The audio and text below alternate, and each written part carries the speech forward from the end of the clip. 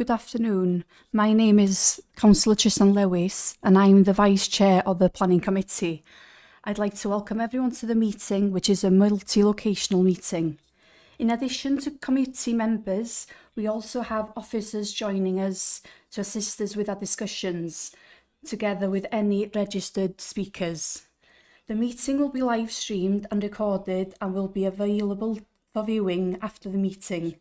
Should the live stream fail, the meeting will continue and a recording will be available through the Council's website following the conclusion of the meeting. Can I remind members that translation facilities are available? If you want to make use of this facility, please choose the English language option on the microphone unit if you're in the Council chamber. And for those attending remotely, please click on the audio setting tab and select English. For those wishing to speak in the Council chamber, please press your microphone push to speak button, which is located at the bottom of the microphone panel. Similarly, for those attending remotely, please press the push to speak button. Please do not use the yellow hand function. This should only be used if you want to come in with your points of order. In order to maintain your place in the speaker queue when asking a question, please leave your microphone on until you have received a response and ask any supplementary questions. For those attending remotely, please note that those in the chamber will be unable to use the chat facilities. Remote attendees, if you do need to leave the meeting temporarily, pop a message in the chat function. Moving on to the agenda.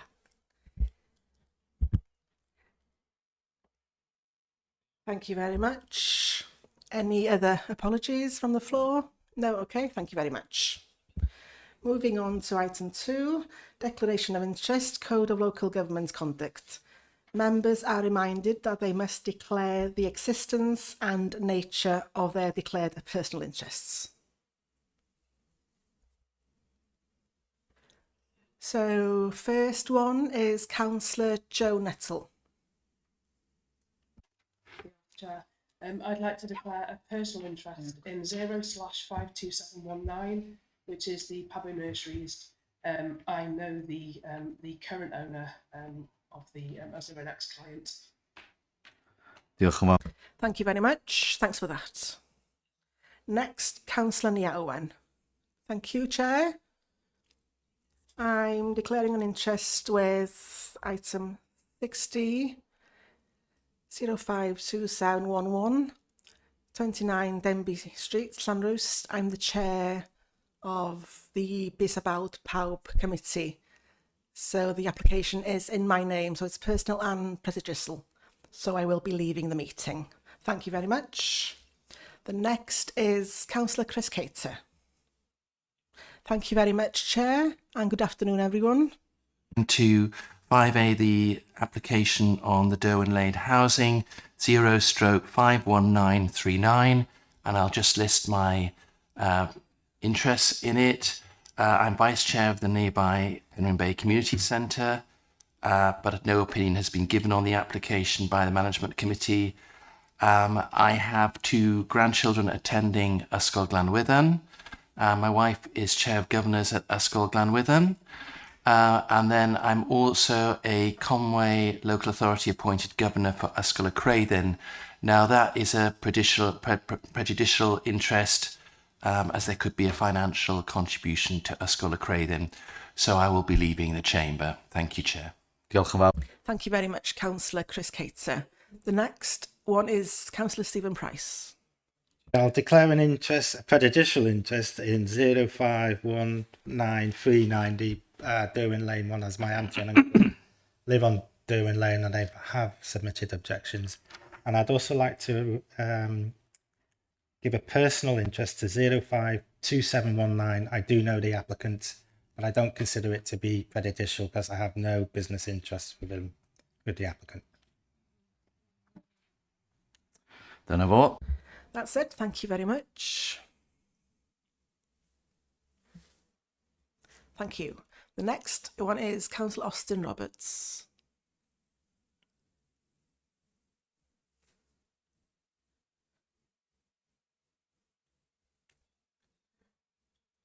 Press it again. Yeah, there we go. Can you hear me? Yes, we can. I'd like to also declare an interest in 0/52711 29 Denby Street, Llanrwst. I have invested in that project, so I see that as a prejudicial interest, so I will be stepping out of the chamber. Thank you. Also, I'd like to declare an interest that's not prejudicial on number 0/52419 Trofath, Fferm Trofath. I used to work for the uncle of the applicants, but that was over 20 years ago. So don't consider that to be prejudicial. So I'll be staying in the meeting. Thank you very much. Excellent. Councillor Dave Jones.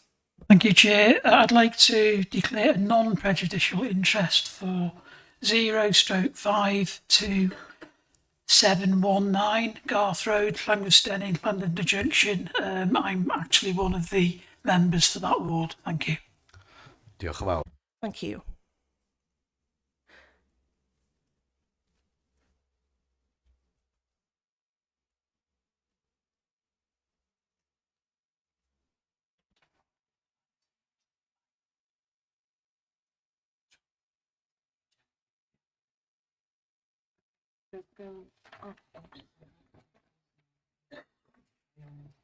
Ia, diolch yn fawr.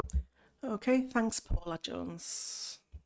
I'd like to declare a personal interest, and it's in connection with application references 52720 and 0/52729. This relates to the former sports court, Oak Drive, Colwyn Bay. I know one of the objectors, but it's not a close sort of relationship. We're not in regular contact, and I don't socialise with them, so I don't believe it to be a prejudicial interest. Thank you. Diolch yn fawr iawn. Thank you very much. That's it. We've had everyone, I think. There's nobody else that wants to declare an interest. Thank you for that. Item 3, urgent matters. I'm not aware of any. Moving on now to item 4, the minutes of the last meeting on pages 6 to 8.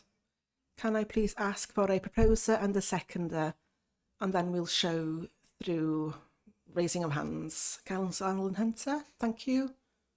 And Councillor Dav Jones seconding.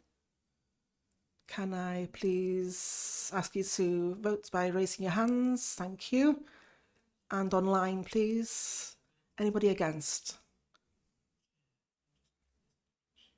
That I'd like to make. It's on page 6, and as I've just said now in my declarations of interest, my grandchildren go to school at Ysgol Glanwydden. In the minutes, it's got that they attend Ysgol y Creuddyn. Very small matter, but if it could be corrected, Chair, thanks.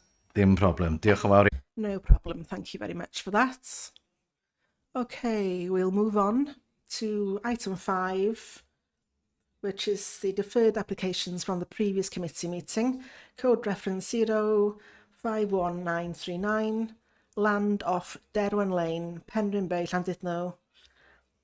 Full planning permission for the erection of 152 new dwellings together with public open space, access and requisite infrastructure and a car park.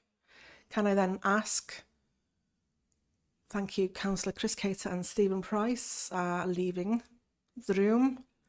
We have got speakers against and in favour, and I will ask the first speaker, Mr. David Ashworth, to come forward, please. And do you want to come to the front, please, Mr. Ashworth, sorry. And then you'll have 3 minutes to speak. And Jane then will let you know when there's 30 seconds left before your time is at an end. Thank you.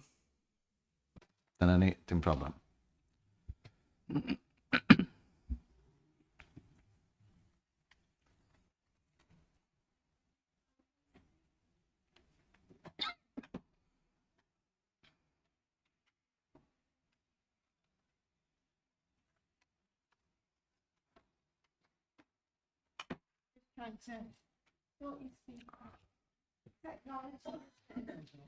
Na ni, jyst drwy eiliad neu ddwy. Just a few seconds to go.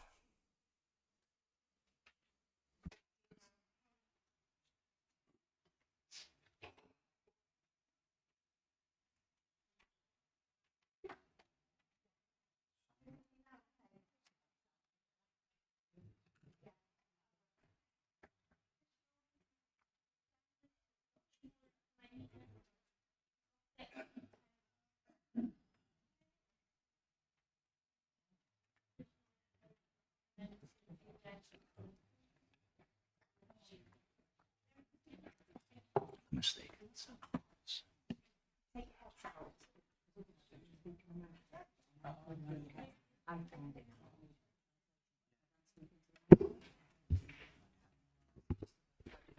Right.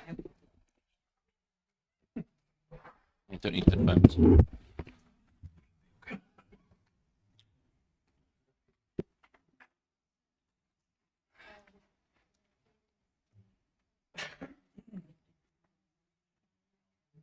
The microphone will turn red, and that means.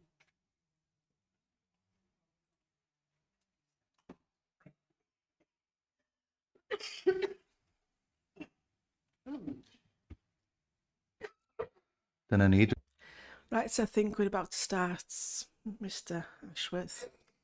Just make sure that these technology is working. Everyone's happy.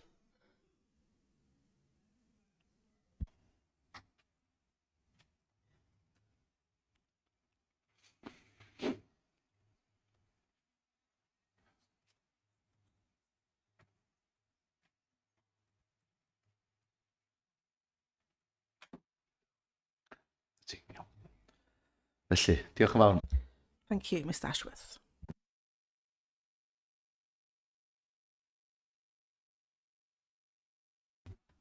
Thank you. Pnawn da and good afternoon, Chair and members of the committee. Thank you for the opportunity to address you this afternoon. My name is David Ashworth and I'm speaking on behalf of the local community and raise the following issues about the plans. Loss of agricultural land. The Council do not appear to have confirmed the grading of this land. Grade 3A is classed as the best and most versatile and national policy protects it, but we believe the land may be of an even higher grade and that this needs to be properly established. Building over it undermines the Council's own sustainability goals. Flood risk and drainage. Parts of the site falls within flood zones 2 and 3. The drainage strategy relies on assumptions, not evidence, and the southeastern corner is particularly vulnerable. Are members confident this scheme won't increase flood risk for nearby homes? Ecological impact and incomplete survey work. The ecological appraisal identifies risks to a number of protected species. Several surveys remain incomplete or deferred, with mitigation proposed after approval, which contradicts the precautionary approach expected for ecological protection. Should the development proceed when key evidence is outstanding? Road safety. No full road safety report has been completed. Traffic data amid recent developments, such as the Welsh Immersion Centre, the new gym at Craven, and a 3G pitch. High pedestrian use, particularly by children, demands a comprehensive expert review. As a former roads policing officer, I am very concerned about the increased risk of accidents. So without a complete and current road safety assessment, can the committee be confident the roads will be safe? Premature approval without safeguards. Approval depends on a Section 106 agreement covering habitat management, affordable housing and mitigation. Granting permission before these are resolved risks irreversible harm. These are not minor details, they're fundamental to the proposal's acceptability. Expired LDP. The Conway LDP has expired, and this site is not in the replacement LDP. Any reliance on its previous allocation carries little weight and conflicts with Council's updated strategy. If it's not in the new plan, on what basis can it be approved? Pressure on local infrastructure. How will 152 new homes be supported by our existing infrastructure? Once a developer leaves, the problems stay. 30 seconds. Fewer GP appointments, oversubscribed schools, more traffic and greater risk for older residents. If local services already struggle, how will they cope with this development? In closing, we urge the committee to refuse or at least defer this application until these issues are resolved. We also contend that a decision of this scale should not be delegated to the Building Control Manager, but remain with the Planning Committee. Diolch yn fawr. Thank you very much. Diolch yn fawr. Thank you very much, Mr. Ashworth. Moving on now to Miss Hayley Knight, the agent, speaking in favour. So we'll change speakers now and get a chance for Miss Knight to come forward. And the same rule applies. 3 minutes, and we will inform you or remind you when there's 30 seconds left.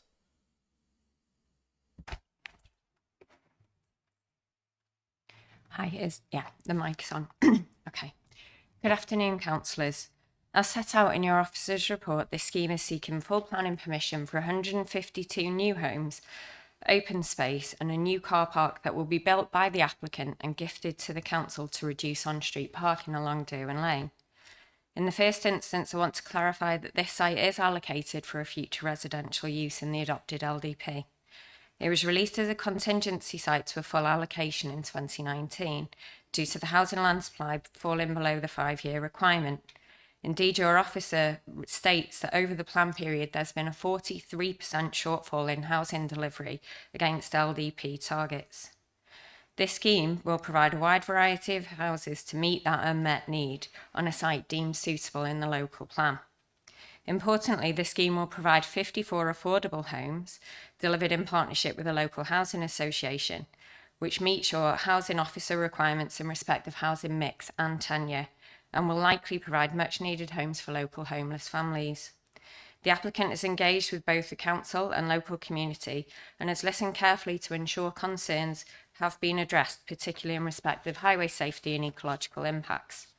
We've worked with your highways team to design a car park that exceeds the spaces available on Derwent Lane and the lay-by that are currently being used for school pickup and drop-off. These spaces have been designed to include disabled and parent and child bays, complete with safe footways and clear crossing links to from the car park to both schools, thus providing a much safer arrangement than the current position. This has been assessed and approved by your highways team, who've also assessed and approved the residential scheme. The applicant will deliver this car park to the council prior to the construction of the homes. This is alongside a raft of planning obligation measures, including a sum of over £340,000 for Yscols of Croydon and Glanwithin, libraries, allotments, open space and waste. In addition to this, the applicant has worked with your ecologist and NLW to mitigate any recreational pressure issues on adjacent ecological sites. The works agreed include scrub clearance, fence repairs, signage and new kissing gates, and over £15,000 towards curlew projects on preferable habitat elsewhere in the county. Overall, we've taken the time to understand the key issues and have worked tirelessly with consultees in a responsible and thoughtful manner to put forward a scheme today which is fully policy compliant. The applicant is a North Wales house builder who provides jobs for local people and contractors, and has gone above and beyond to bring forward these much needed homes in Penryn Bay. I therefore respectfully request you approve the scheme today. Diolch yn fawr. Thank you. And the third speaker is Councillor Carol Beard, who will be speaking as one of the local ward members, Pendon Ward. And I'm sure Councillor Carol knows what to do, and 3 minutes starts now. Okay, yeah, thank you. Okay, diolch. Thank you. Thank you for allowing me to speak today. I just, for transparency, just want to let you know that I'm a governor at Ysgol Glanwithin, a secretary of Penryn Bay Community Centre, and also on the Llandudno Town Council, even though I'm not on the planning committee. As a ward member for Penryn Bay, there is a lot of concern about this development and the location of these houses. From the residents of Penryn Bay. To date, there has been over 130 objections. If planning permission is granted today, there are substantial highway improvements that will be required, including that double yellow lines along Derwent Lane are enforced for the safety of the pupils of Ysgol Glanwithin and Ysgol Craven, and pedestrian safety, which is paramount. The new essential car park must be constructed and available to vehicles before the work starts on the development. The car park will need sufficient car parking spaces with the possibility of no overnight parking and no haulage vehicles parking there, as these currently use the lay-by on a regular basis, especially overnight. That the car park is properly maintained and has enough car parking spaces for the parents and guardians of Escoglan within at drop-off and pick-up times.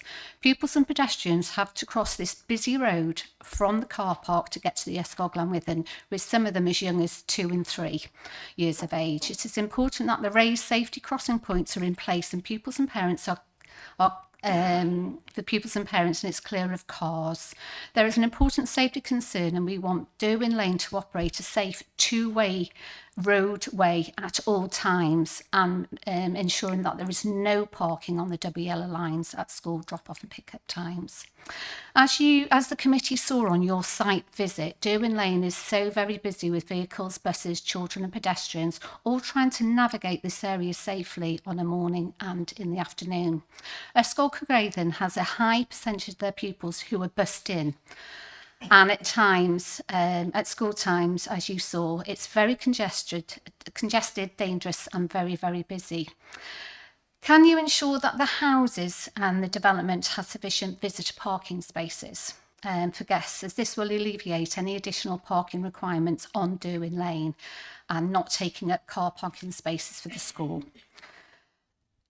Objectives have flagged up the local Penrhyn Bay medical practice is already under pressure with access to doctors at very difficult times. It's disappointing that Betsy Cadwallader have not offered any, requested any financial contribution to the primary care locally, or not committed to sums are included in this. The entire site is agricultural land, and this will be lost to the farm.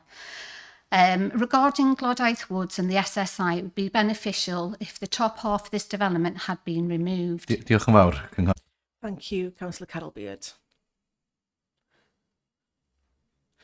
Thanks to the speakers. I'm now going to hand over to the Planning Officer and to Liz Wood. Thank you. Thanks, Chair. A number of updates for members. We've got a couple of verbal updates.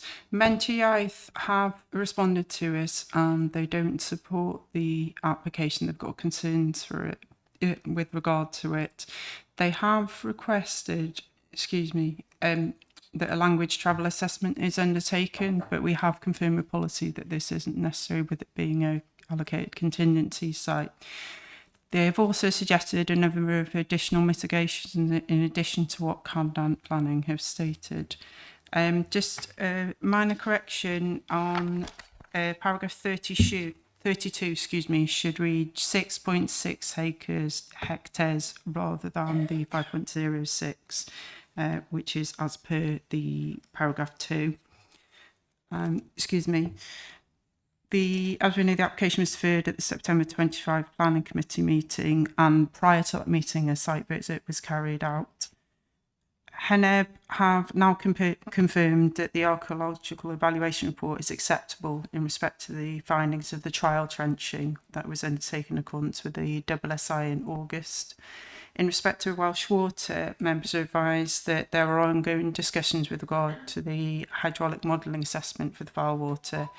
And whilst some of the initial site-specific elements have been completed, others are waiting completion with a view to agreeing design details by the end of the year.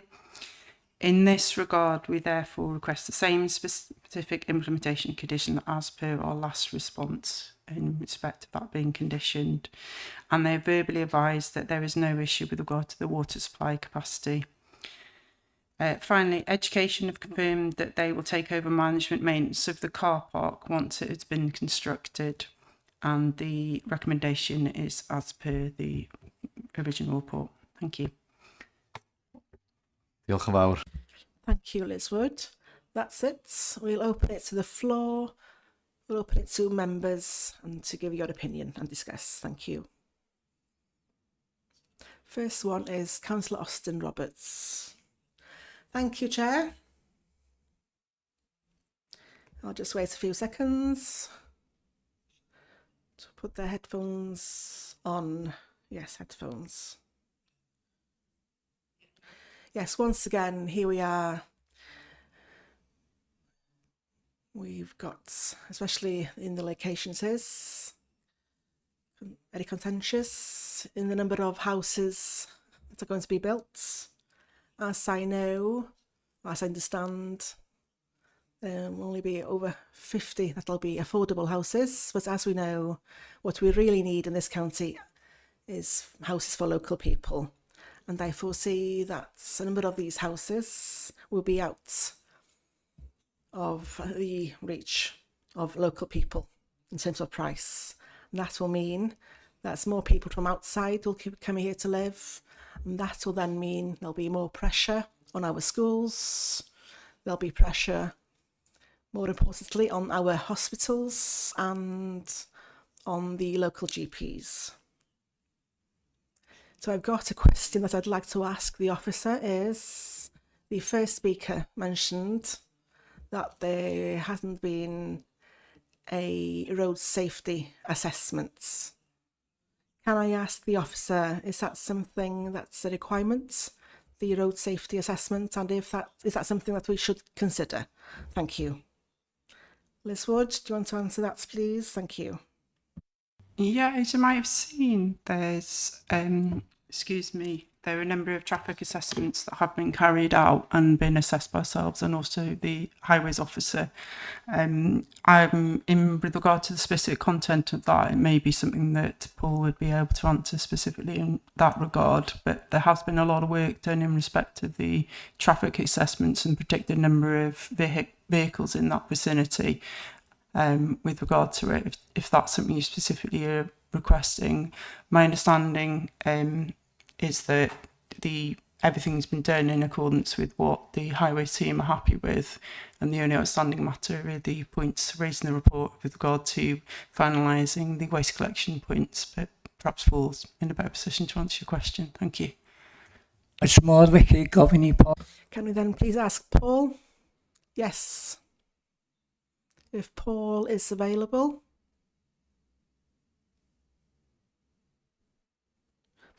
Paul.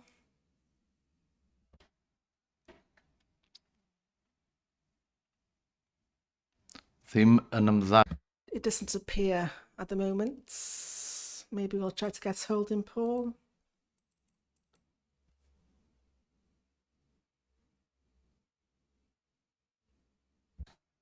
So thank you, Chair.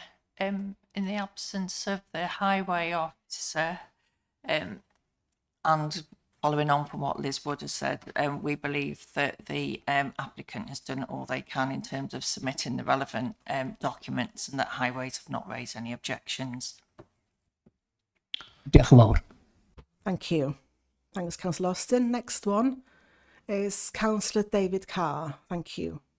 Yeah, thank you, Chair. Yeah, I'm always a bit worried when we're building on greenfield sites, and we should be building on brownfield sites, and we have all the empty homes in the county.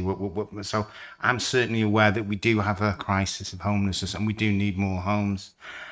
But I've got real sort of concerns about this in the development, and as mentioned, the infrastructure. And I know from my ward that the GP services are just not adequate, and the health board don't seem to be making any reasonable sort of moves towards increasing capacity. So, and then on the roads, there's an awful lot of people going to school in that area. So on a number of things, I would like to defer this. And as I said, because we need to look at the local infrastructure, and as I said, particularly for the GP service, because I know that it's a similar situation to my ward in Penryn Bay, where we just haven't got adequate GP services, and there'll be 150 new homes. They'll all be families wanting to use the GP services, and I think we need to sort of look at that infrastructure. So I'm minded to sort of defer it rather than to say no. Rather minded to defer it. They're my thoughts. Thank you. To be clear, are you proposing? To be clear, are you proposing that we defer? Are you proposing that? Yeah, Chair. I'm proposing we defer it because I think we need to get the infrastructure right. We need to have more talks with the health board. I think the infrastructure is not there. There are other problems as well that need to be sorted out in the meantime about the highways, really, and road safety and with the schools and the number of people using the roads around there for that. But the main thing really is about the GPs and the other sort of essential services that need to be provided. So yeah, so. I'm not really sort of to defer this. I could ask Paula for advice. Can I actually defer this on the grounds of the infrastructure? So look, Paula could sort of would there be sufficient grounds for me to sort of actually propose that? Diolch yn fawr. Paula Jones. Thank you. I'm just going to come on with some other points and I'll come back to your questions. Okay. Turning back to highways, unfortunately, our highway office is having some technical difficulties at the moment, but he has a message to say that highways have no objections and road safety has been looked at and the highway authority is satisfied. Should the car park be provided before the residential development is brought into use, that they do not have any objections to that. I think that's set out in the planning committee report as well. And just turning then to your comments, just to remind you that this is a contingency site in the local development plan, so it's already allocated for 175 houses. Matters such as access to health facilities, highways, the density of development, that they're matters that would have all been considered through the local development plan process when this site was adopted. Now, turning to Betsy Cadwallader, they haven't raised any objections, but they have said that for additional patients, they will be getting additional funding from Welsh Government. And that's one of the reasons why they're not seeking any further financial contributions as part of this development. And then I would probably turn to the relevant paragraph in the planning committee report. I'm just trying to find it now, won't be a minute.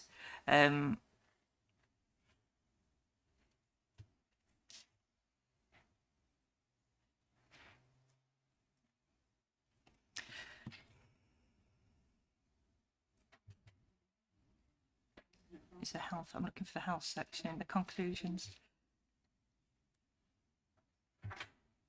Sorry, please bear with me. Right, so from paragraph 51 onwards, there is reference there to health. And it talks about the need for financial contributions.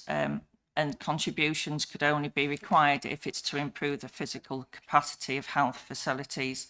And we put that objectors have raised concerns in respect of the impact on local services, in particular access to doctors. However, Betsy Cadwallader have only made some recommendations to enhance the proposal in respect of health. They have not requested any financial contributions towards those services. Also, planning policy have stated that no section 106 contributions are required. Responses from Betsy Cadwallader indicate that they do not have the evidence to support such a contribution. Without this, it cannot be demonstrated that financial contributions towards health meet the SIL tests.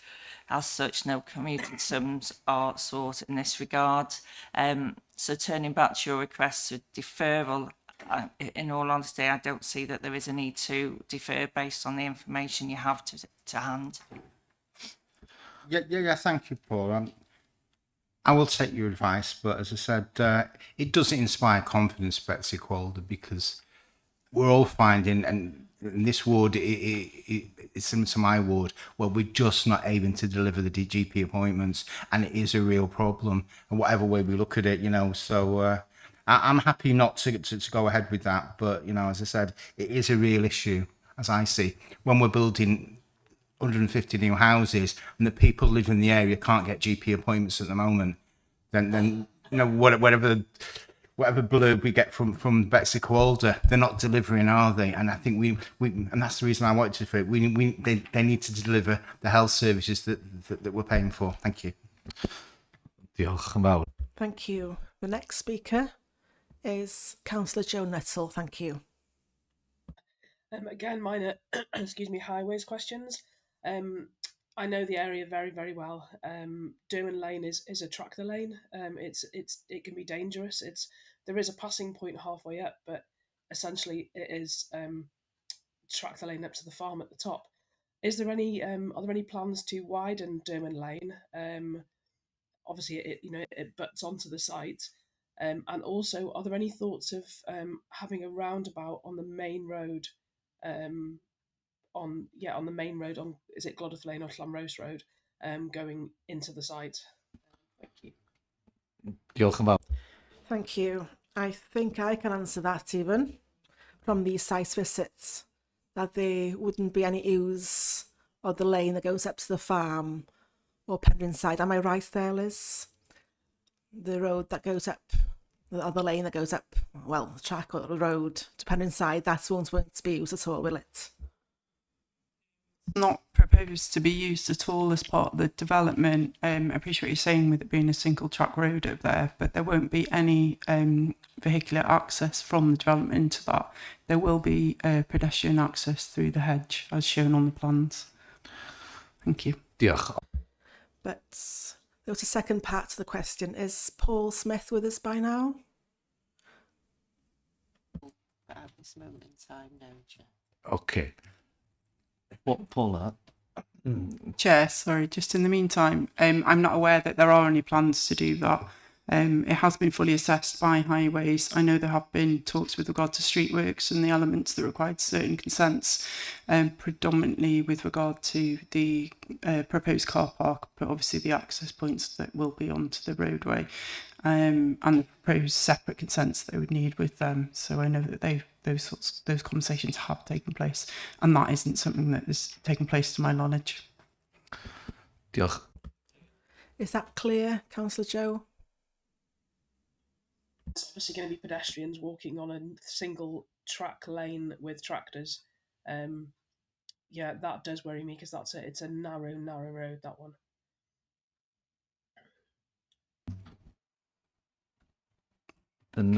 Can I just come back on that? With regard to people walking on that road, the developer has proposed to have a pedestrian access further up to enable users to access the public footpaths, etc. from that point. So there is an access point going proposed through the hedgerow for pedestrians, not for vehicles. So.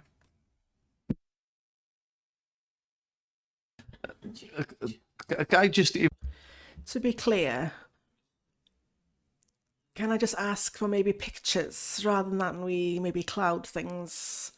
It's not very clear in terms of the road that's being used here, the single track road and the 2-lane road that goes to the school and to the estate. So I'm going to ask, please, if you can get pictures, just be totally clear here, rather than talking about single track and the other road, the dual track.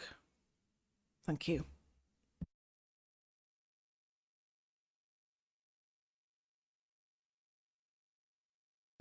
Yeah. Right, we'll have pictures now of the sites. Thank you.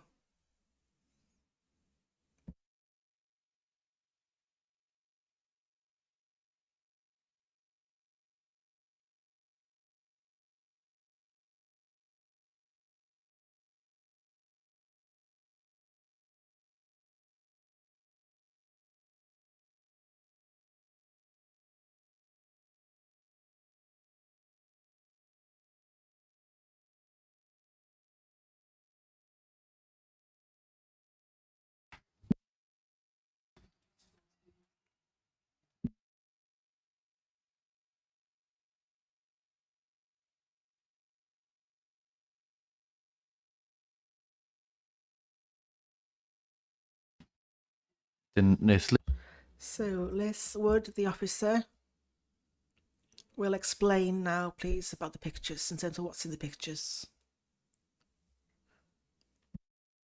This is towards the top of the lane, with the area that you can see on the right hand side is the access where it goes just up towards the farm, and we're looking down towards Ysgol y Craven, so the junction there where it comes into Glodaith View and then carries on as Derwin Lane along past the school. So this is the top end of that section. Ac I fod yn glir, And to be clear, this road won't be used, will it, as part of the development? As I say, there would be pedestrian access only. na ni, Diolch. dim ond I fod, Just to be clear, in terms of clarity, thank you. Councillor Joe Nettle, do you want to come back? Thinking then that the pedestrian access, obviously that means there will be pedestrians walking on that narrow road. You need to get this on.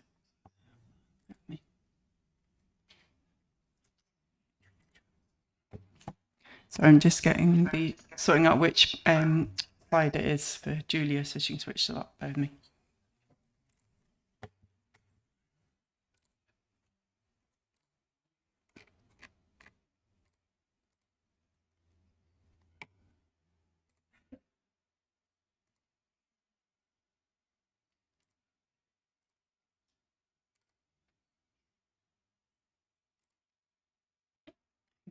Slide 2, please. It's like slide 2. Right layer. Sorry. It's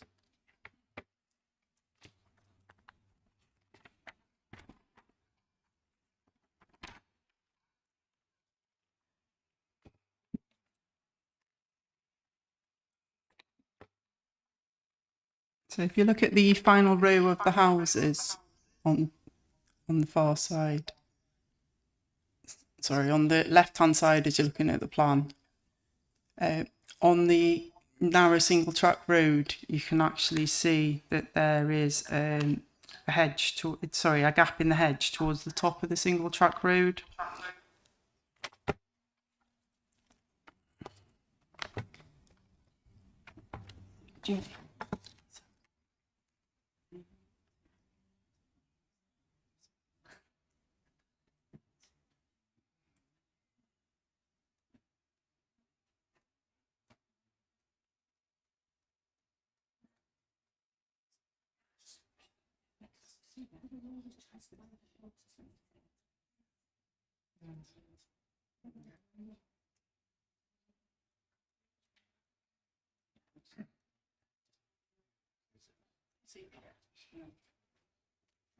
So can you see the gap in? Sorry, can you see the gap in the hedge there? That's where the proposed pedestrian access would be. So it would be towards the upper end of the single track road.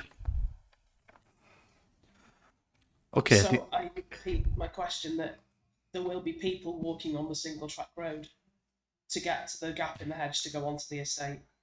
For a short section, yeah. Yeah. This has been discussed and looked at. Sorry, I didn't hear that. Sorry, it has been looked at and discussed in detail with the highways team as well with regard to that. Yeah, okay. I stick to my worry. It's worrying that they're using the same road for people walking and tractors. You saw from the picture that was up, the hedges haven't been cut. So yeah, thank you. That's just my point. okay, diolch yn fawr. Thank you, Councillor Joe. Next speaker is Councillor Alan Hunter. Just a quick question from that, really. Why do we need that gap in the hedge? Why do we need that pedestrian access? I can understand Joe's concerns. People going towards the school or coming out of that estate can go out through the road that's through the estate. If you don't have that access point higher up the lane, they'll then be using the entire length of it. And it's to ensure that they've got access into the recreation areas further up the public footpaths, etc. If you don't provide it, they're going to want to walk up the entire length of it. So to provide it at that point reduces the risk, not increases it.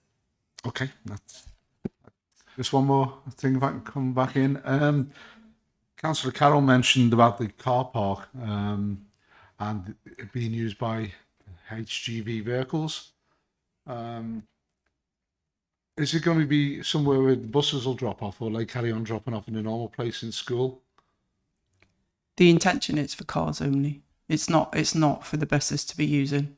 Okay. It's supposed to be, the idea of the car park is to the cars that are currently parking, as we saw on the site visit last month, on that corner, and obviously double parking in some respects, they would be displaced by the proposed double lines. So they would then park in the car park, because it then alleviates that issue, because at the moment it's a single track road, isn't it, essentially along there, especially at rush hour time in terms of the school rush hour.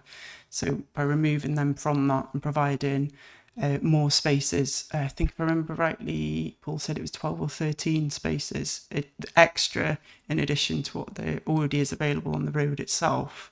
It's a betterment, and as stated by Highways on ourselves, we would recommend that that is done if you support the scheme before anything starts, any work starts on the residential development.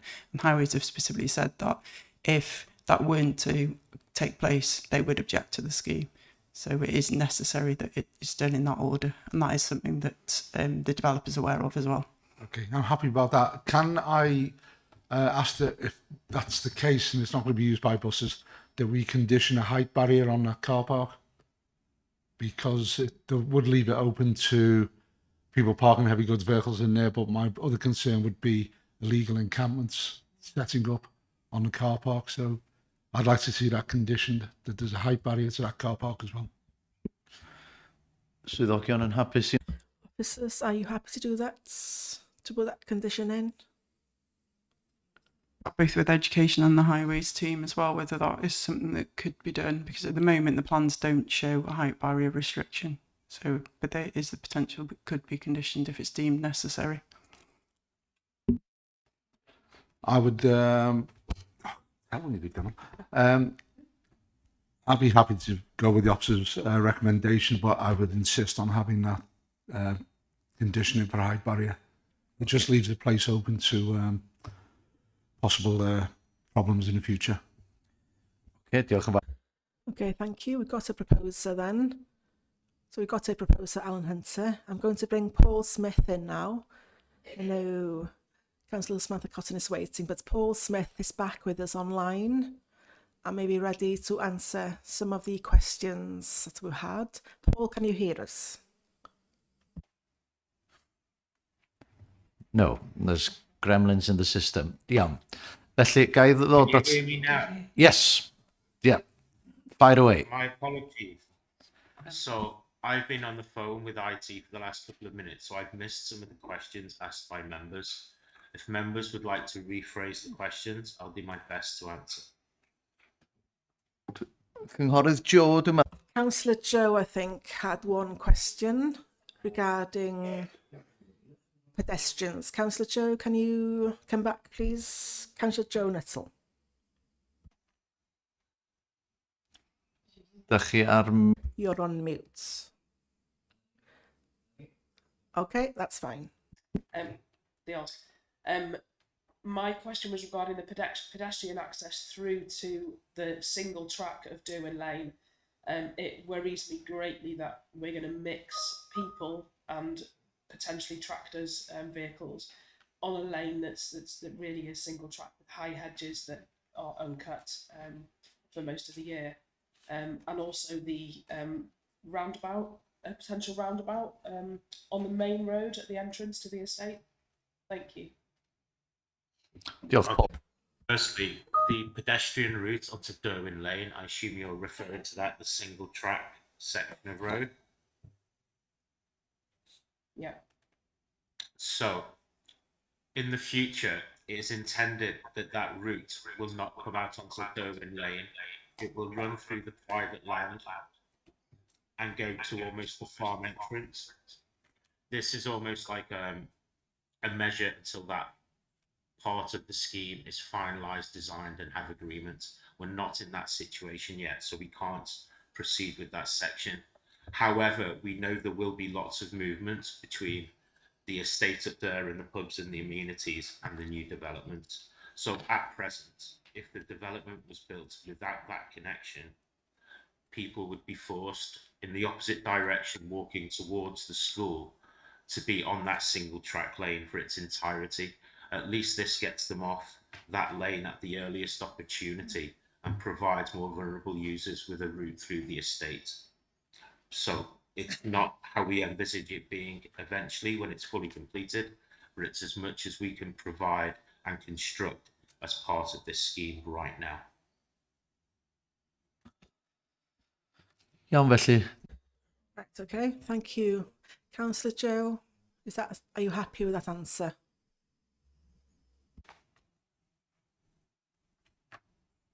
Da chi ar mute. Thank you, sorry. Yeah, it's sufficient for now. On the roundabout at the bottom? I have not reviewed a proposal for a roundabout at the bottom. The applicant provides the design and we review it as a highway authority. So we have not been presented with a roundabout to review by the applicants. However, we feel that the T-junction, should the TRO, double yellow lines, and the car park be provided, would be sufficient to allow two-way access to the new access road. But we have not been presented with a roundabout option by the agent to review and investigate. Diolch yn fawr. Thank you. I am aware we have got speakers, and I'm also aware that a proposal has been made by Councillor Alan Hunter. So can I ask from Councillor Austin Roberts is the first here to second the proposal. Thank you. Councillor Kay is going to second as well, or do you want to speak? In a second as well. Thank you. That's fine. I do understand people's reservations on this, but I don't think we can turn away 54 affordable houses given the crisis that we have at the moment. I also don't think we've got any valid reason to go against officers' recommendations on this. If we did, it would be liable for a call-in. So if I had the opportunity, I would be seconding Councillor Allen here. Thank you. Diolch yn fawr. Cynghor... Councillor Sam Cotton. Thank you.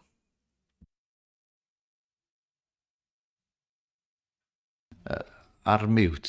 You're on mute, Sam. Councillor Sam. Not.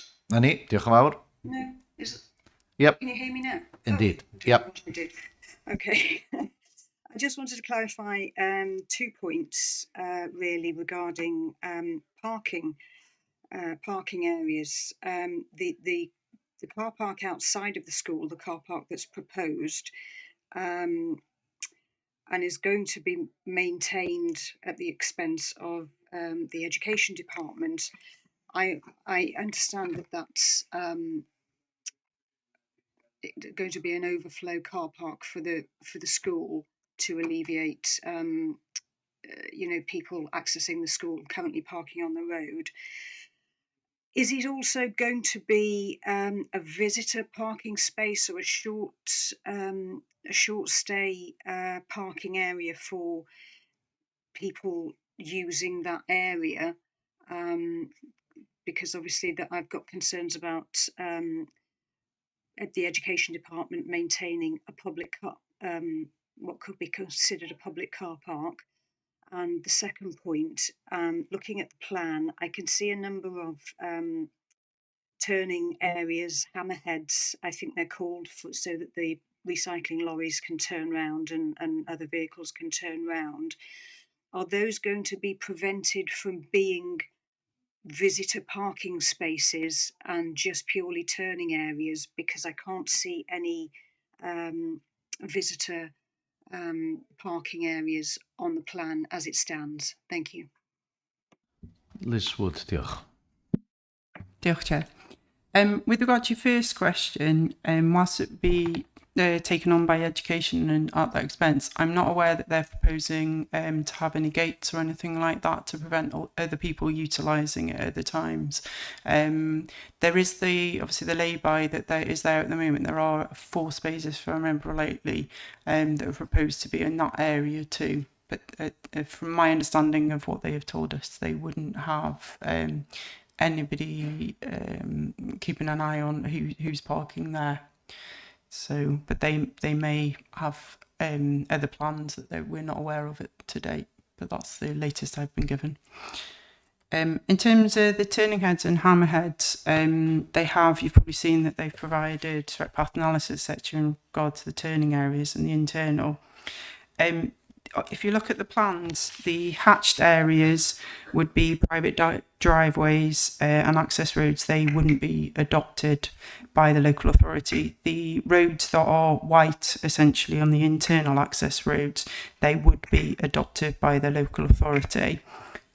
So I will turn to Paul to answer the query about that, but I would imagine that it'd be potential that they could have WLL lines if necessary in those areas. But I know that's something that Paul would be involved in and add as well, because he deals with the adoption side of things. Paul, are you still there? I'm still there if the committee can hear me. Yes.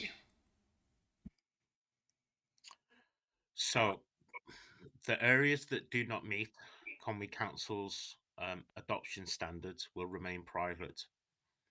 The turning head areas that are within Conway's adopted highway can be protected with a traffic regulation order should we choose to. I think there was also a question about the car park. I can't recall precisely what that question was, so if that could be repeated, I will hopefully address it. Cynghorydd Sam Cott. I asked at the a public car park, what appears to be a public car park being maintained at the expense of the education authority. That appears to be an overflow car park or pick up drop off children area for the school. I just had concerns about the crossover point. And the other point with regard to the actual estate proposals are visitor parking, because all of these houses, everybody has two cars these days, more often than not, and I appreciate there will be driveways for the houses, but people get visitors as well, and estates get clogged up very easily with traffic. I just wondered if there were additional measures or any measures on the plan that I haven't spotted for visitor parking. Okay, so firstly, the car park will be brand new and built to modern standards. It should not require maintaining in the foreseeable future from education, because it will be brand new and in pristine condition. And obviously there'll be a handover period where any damage caused in that period will also be rectified back to A1 standards. The nuances of the car park and who does what, to be honest, I'm not aware that they've been finalised yet. I'm not anticipating any issues or problems with it, but a lot of those conversations have yet to be had, and your requests can happily be incorporated into it, I would suspect at this moment. I think Councillor Alan Hunter mentioned a height barrier as well. That would be for education to determine, but initially we would not have any problems, but I would make you aware that I believe there's a substation there, so any height barrier would have to allow access for the maintenance vehicle, which should just be the size of a regular van, which normal families would also often own. With regards to the visitor parking, they meet the minimum requirements for visitor parking for the estates. The areas where parking will be more tight will be the private areas that are not adopted by Conway Council, but we do not anticipate overspill parking onto the adopted highway. I'm very, very strong in the fact that I don't want roads to be used for anything other really than driving and movement of people and vehicles. I don't want them to become a place where people can park their third car. That causes us all sorts of problems with waste collection, for example. So I can confirm to you that they have met the minimum requirements to meet parking in that area. Thank you. Diolch yn fawr. Thank you. We've got a proposer and a seconder. Have we got any other proposals? No. So then we'll take the votes. I'll take the proposal from Alan Hunter. Proposing in favour, and Councillor Austin Roberts seconding that proposal. So on the condition, can we have, just before going to the votes, can we have a bit of clarity regarding the condition by Alan Hunter, Councillor Alan Hunter? Can we have a bit of clarity on that, please, on the condition? Which was the height restriction.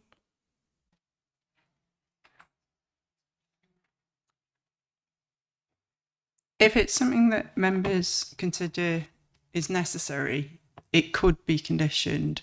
As Paul said, you need to ensure that there's still adequate access for the maintenance vehicles to the substation, which I think is outlined very clearly. I think the only thing you need to be a little bit careful about is that education may prefer not to have the height barrier if they're going to utilise it potentially for, I appreciate it's predominantly for cars and similar sized vehicles, but if they're going to potentially use it at other times outside the school drop off and pick up for other vehicles, they may not be able to utilise it, and then it might be a case of restricting how they can use it as well. So it's just something to consider. Cynghorydd Alan. Can I bring Paul Jones in first, please, before Councillor Allen? In terms of the car park provision, there's a requirement in the recommendation for the applicant to enter into a Section 106 legal agreement and to provide a number of things there. And one of the points there is regarding the provision of the car park. So that will set out the terms of the handover and other elements we could consider, including the barrier in those discussions, because that will involve the applicant, education and a variety of other highways as well in those discussions. So that could be something that could be considered at a later stage through the 106 process. Cynghorydd Alan. Councillor Alan Hunter. Barriers that I've seen and used before, they have keys. So the school can have a key. They're hinged. They have protected padlocks on them, and any contractors going in there would have a key at their depot. We have height barriers where I am in Abergele, and the council have to open them to empty bins, so they have a key. So I would not suggest for a minute it's a fixed barrier.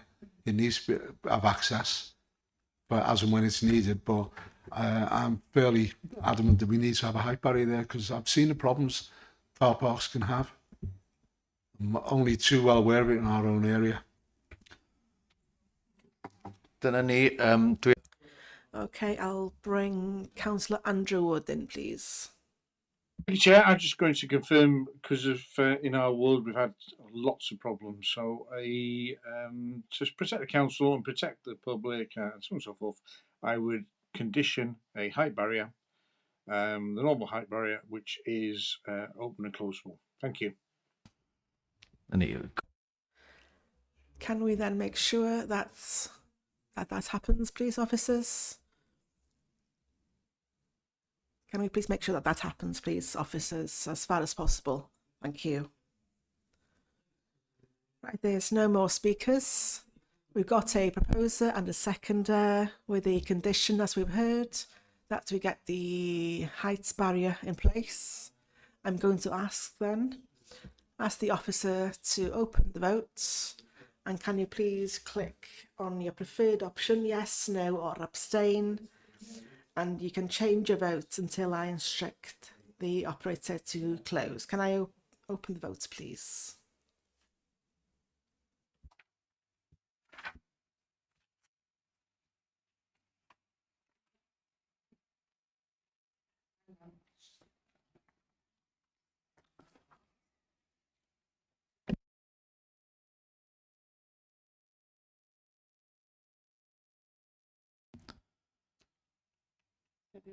How would you play?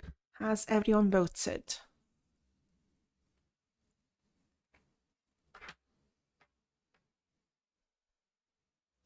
Right, so we will close the votes. Thank you. So 9 in favour, 2 against and 2 abstain. So you'll see the vote up on the screen there. Thank you.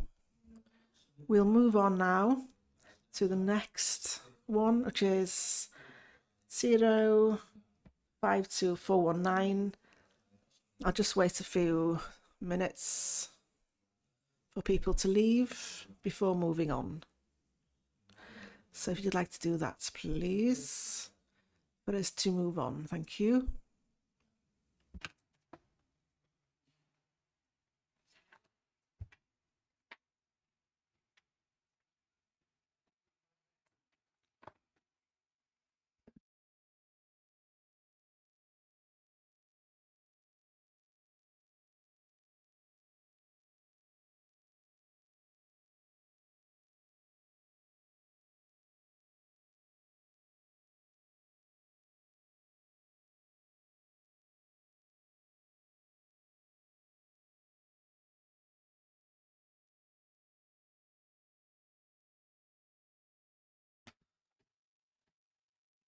Diolch yn fawr.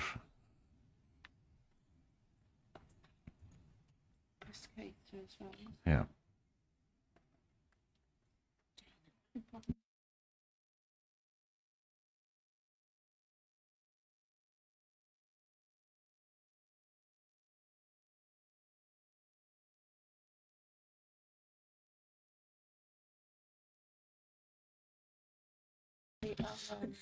Cynghorydd Man.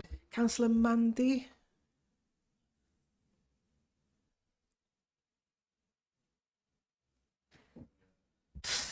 Iawn, gyfeillion.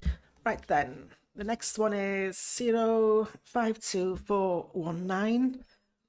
Proposed replacements dwelling and demolition of existing dwelling on Fferm Rhyddchaf, Betws and Rhos, Abergele. This decision, if you remember, was deferred in the meeting in June 2025 to receive a reports on the forestry. So it's back here now for us to discuss. And so the officer is Paula Jones. Thank you, Paula. Thank you. Members will remember that the application was reported to the June Planning Committee meeting, and this followed a site inspection as well. Now, the officer recommendation at that time was minded to refuse the application because we had concerns about the visual impact of the proposed development because it was sited away from the main farmstead and it was in close proximity to a number of trees. Members resolved to defer the application to enable a tree report and landscaping scheme to be provided. This has been provided and the results of that are provided in the Planning Committee report. Other than that, no further update. Diolch yn fawr. Thank you, Paula Jones. Right, okay, I'll open it to the floor to discuss this, please.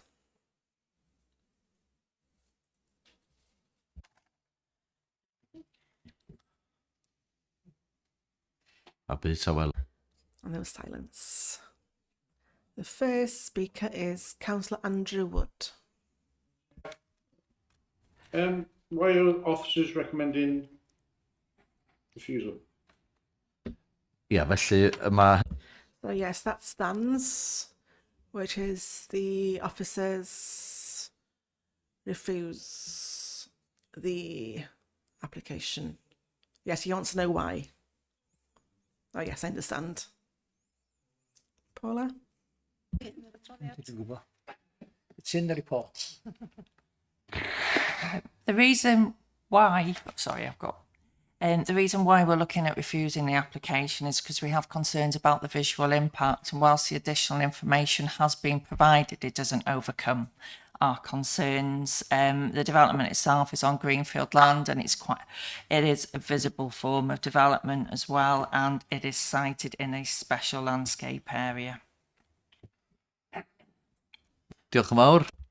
Thank you. The next speaker is Councillor Austin Roberts. Thank you. Yes, this is a difficult one, especially because it's in my ward. I understand the reasons why it's being refused, but I also understand the reasons why the applicant needs a house, a new house. I do accept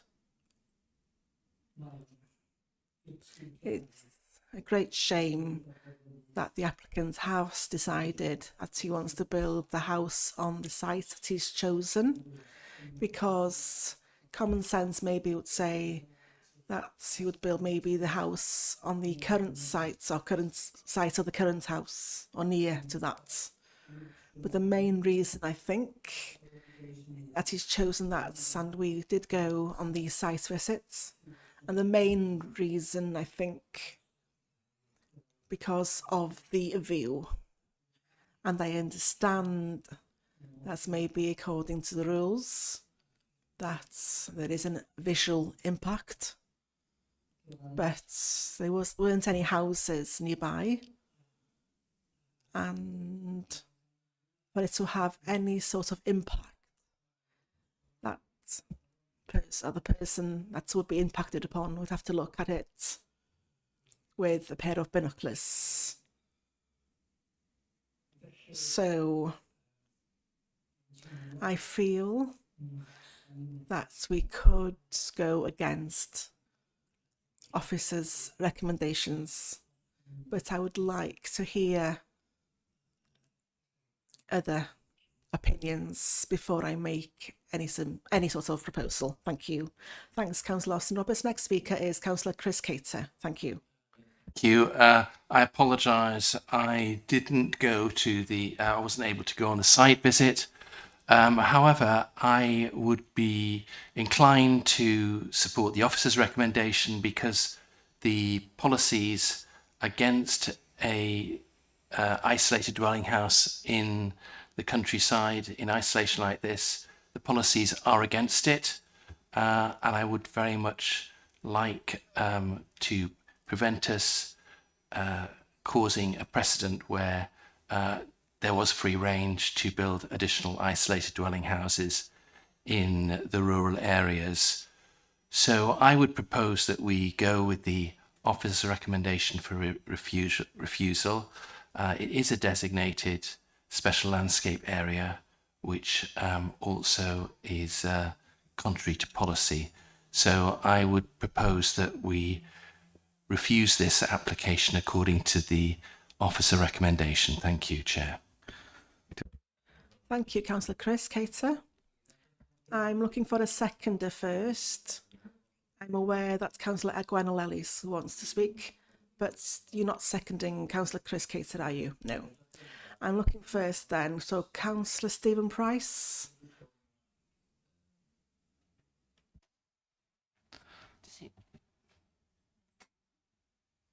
Does it work? Okay, yeah, I'm happy to second Councillor Chris Cater's proposal.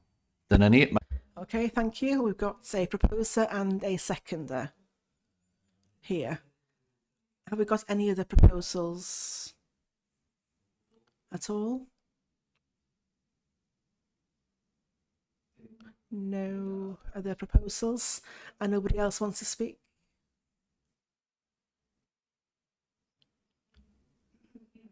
Yes, I want to speak. Yes, before that, Councillor Sam Cotton has come before you, and then we'll get Councillor Sam Cotton first, and then Councillor Gwenol Ellis. Thank you. Chair, can you hear me? Yes. Oh, right, okay, good.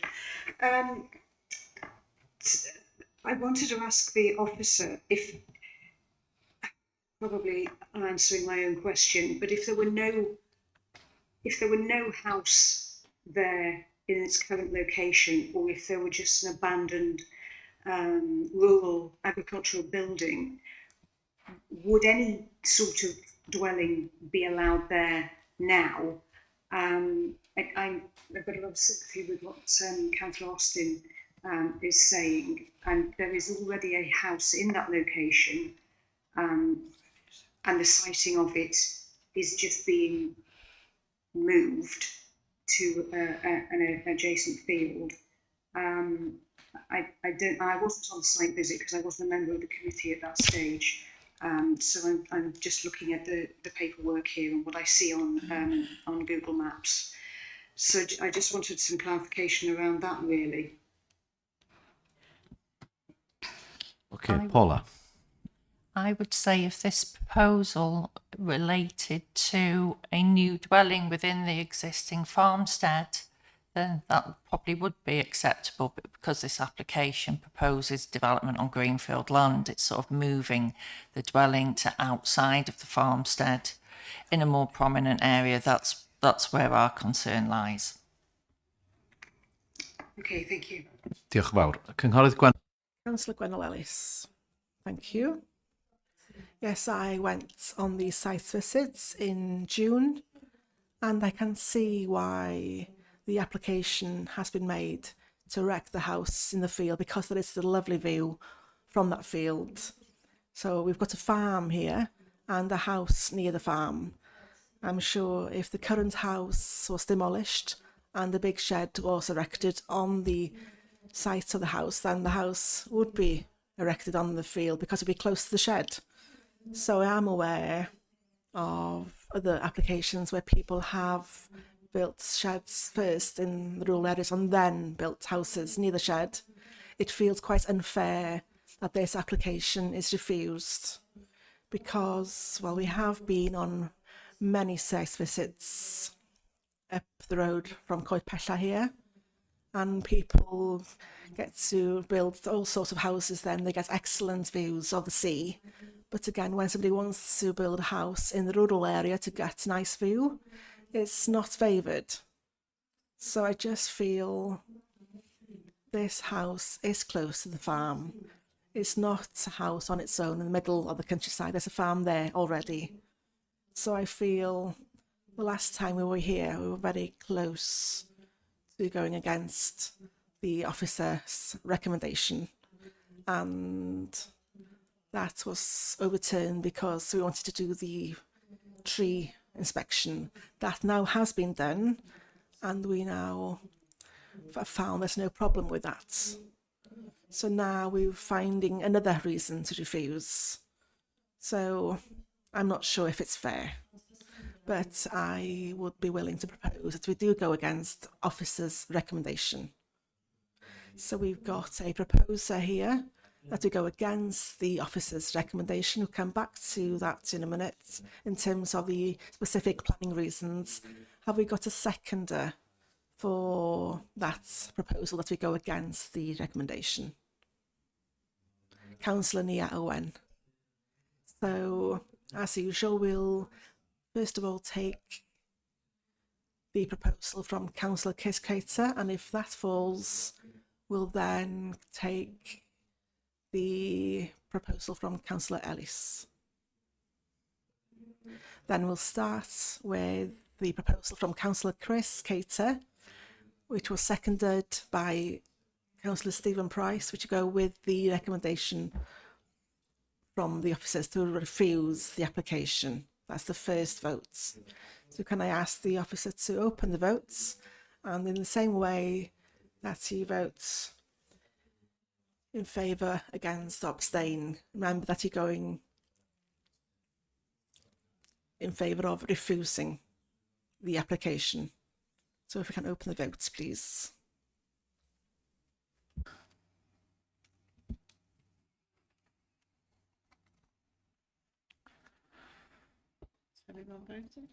Pawb wedi pleidleisio? Has everyone voted? Okay, then we'll close the votes.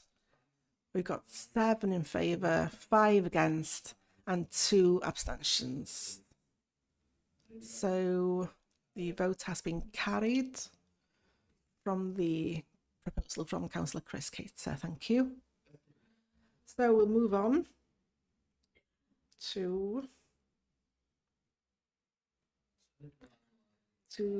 code reference 052719, Papo Nurseries, Garth Road, Llangwsdenin, Llandudno Junction. Councillor Joe Nettle will be leaving for this application.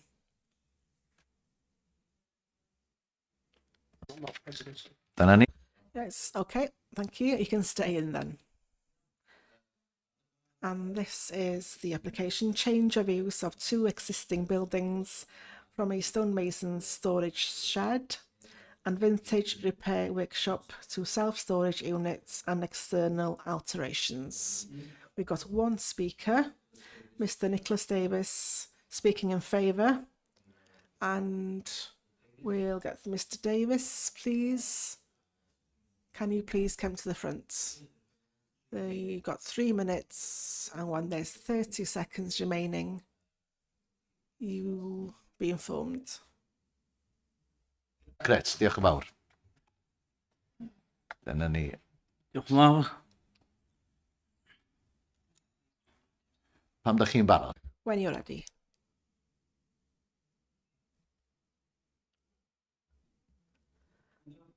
In committee members, I felt it was important to come in person to explain my application. I've lived at Palmer Nursery since 1996. Prior to that, I was from a Ruthin farming community. I've developed my landscaping business and work on prestigious projects like Carnarvon Castle, Bodmin Gardens, and I'm an approved contractor for the National Trust. I've won the RHS bronze and gold medals at Tatton Park for my show gardens. After working for over 50 years, I'm now looking to reduce my workload. I want my daughter to take on the family business once she has completed her business degree. But to do this, we need to restore the glasshouses. As a family, we have always been self-sufficient, and we can raise the money required by converting 2 redundant buildings into modest storage units. The income will enable us to fund the improvement to the nurseries. As the committee will know, in 2021, I was granted permission for a workshop to enable my friend Ray Dyche to restore classic cars as his hobby. Ray is now retired and this building is empty and unused, along with other storage buildings that is no longer required. I'm sure the committee may remember the objections from my neighbours when I applied for this workshop. These were extremely unpleasant and claimed it would cause contamination, noise, flooding, disturbance, kill wildlife, and all manner of negative impacts. The workshop was approved. Yet following the granted permission 4 years ago, the council have received absolutely no complaints about any of these issues because I am a conscientious landowner. I would never do anything that would cause harm. I'm pleased that the officers support this application, but I'm mindful this is having to be determined by committee due to the same neighbours' objections as before. I've listened to all their concerns and considered them carefully. This application has been scrutinised by the councillors' planning officers. I've worked with the councillors' ecologists to fit the new bat nest, etc., and demonstrate there is no harm to wildlife. I'm saddened by the allegations of the content of the 30 seconds left, including a letter from a Manchester-based planning consultant who has never had the courtesy to visit my land to see for herself. I respectfully ask members to support the officer's recommendation and approve the application to help me give my family business a sustainable future. Thank you for your time. Diolch yn fawr iawn, pawb. Diolch. Diolch yn fawr. Thank you very much. I'll now hand over to the planning officer, Paula Jones. Thank you.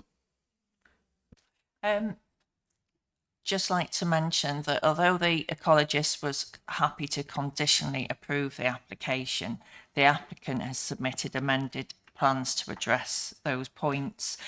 This includes an alternative swallow nest site mitigation, hedgerow gap filling and a back box on the applicant's house, which is adjacent to the application site.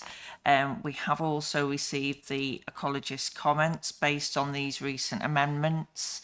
And then she confirms that she's happy with the information indicating the appropriate biodiversity compensation measures. She will still recommend a pre-commencement condition relating to an ecologically sensitive lighting plan, aligned with the bats and artificial lighting at night guidance. And she also recommends condition that the nesting bird check is carried out on the interior and exterior of the buildings to be converted 48 hours before the works are scheduled to commence. If birds are nest building or on nest works, will not commence until any young have fledged. So they are conditions that can be added to the condition on to the decision if the application is approved today. Diolch. Diolch. Thank you. The next speaker is Councillor Austin Roberts. Thank you. I'd like to go with the recommendation of the officer and to allow this application. Okay, thank you. We've got a proposer. Councillor Joe Nettle, are you seconding the proposal or do you want to speak? Can I test again? Can you hear me now? Yeah, thank you.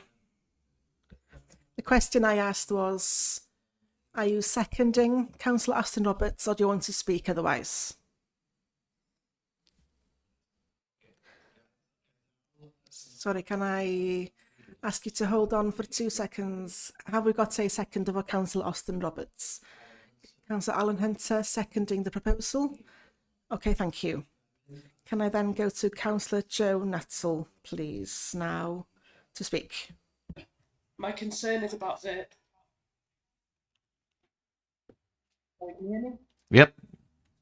About the pedestrian access, there is... Oh, I am really echoing. Okay.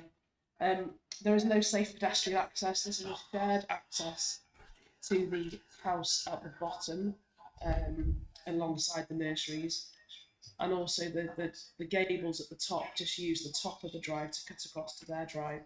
Are there any mitigation to make it safe for pedestrian access, please? Paula Jones, diolch yn fawr.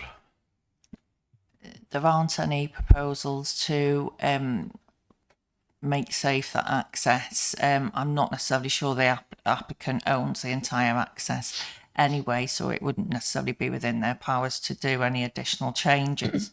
However, when this site has been subject to a number of different planning applications. Previous application was refused for a larger amount of storage units. Now that application went to appeal, and it was dismissed at appeal. Now the inspector didn't necessarily comment on the highway elements, but their main concern was the impact on the green wedge, because they had proposed to change the greenhouses on the site to solid structures.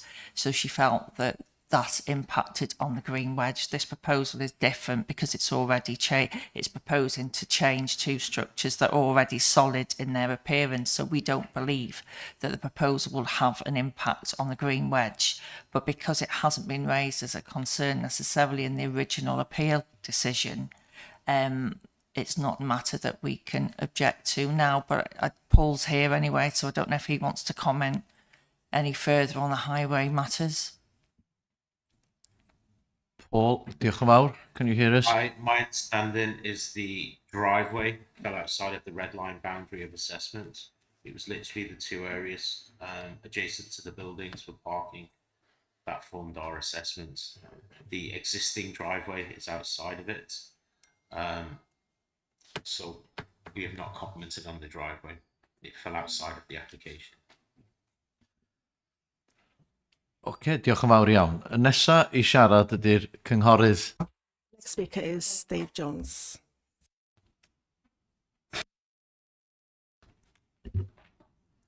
Yeah, thank you, Chair. Yes, I was just going to say that I was going to propose or second, but I was beaten to it. Yeah, this is a business that's been there for a long time, and everything has been done to try to follow, especially the ecologist recommendations. And yes, as long as the ecologist recommendations are followed to the letter, I was happy to second this. Thank you. Dyna ni, diolch yn fawr. Okay, thank you. Councillor Alan Hunter. I remember the site visit, I think it was back in 2021, when it was the restoration of the cars. I saw no problems with the site then, so I'm aware of the site and I don't see any problems now, and that's why I was happy to second the proposal. Diolch yn fawr. Thank you. We've got no more speakers as far as I see. So we've got a proposal from Councillor Aston Roberts, seconder from Councillor Alan Hunter. Can I then ask you to show in your usual way, as we open the votes, the same way? So just to show your votes. Thank you very much.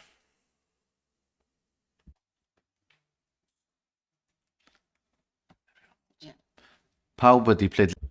Everyone's voted. Can we close the votes, please? And then we've got 13 in favour, nobody against, and 1 abstention. Thank you. Ymlaen. We'll go on to the next application.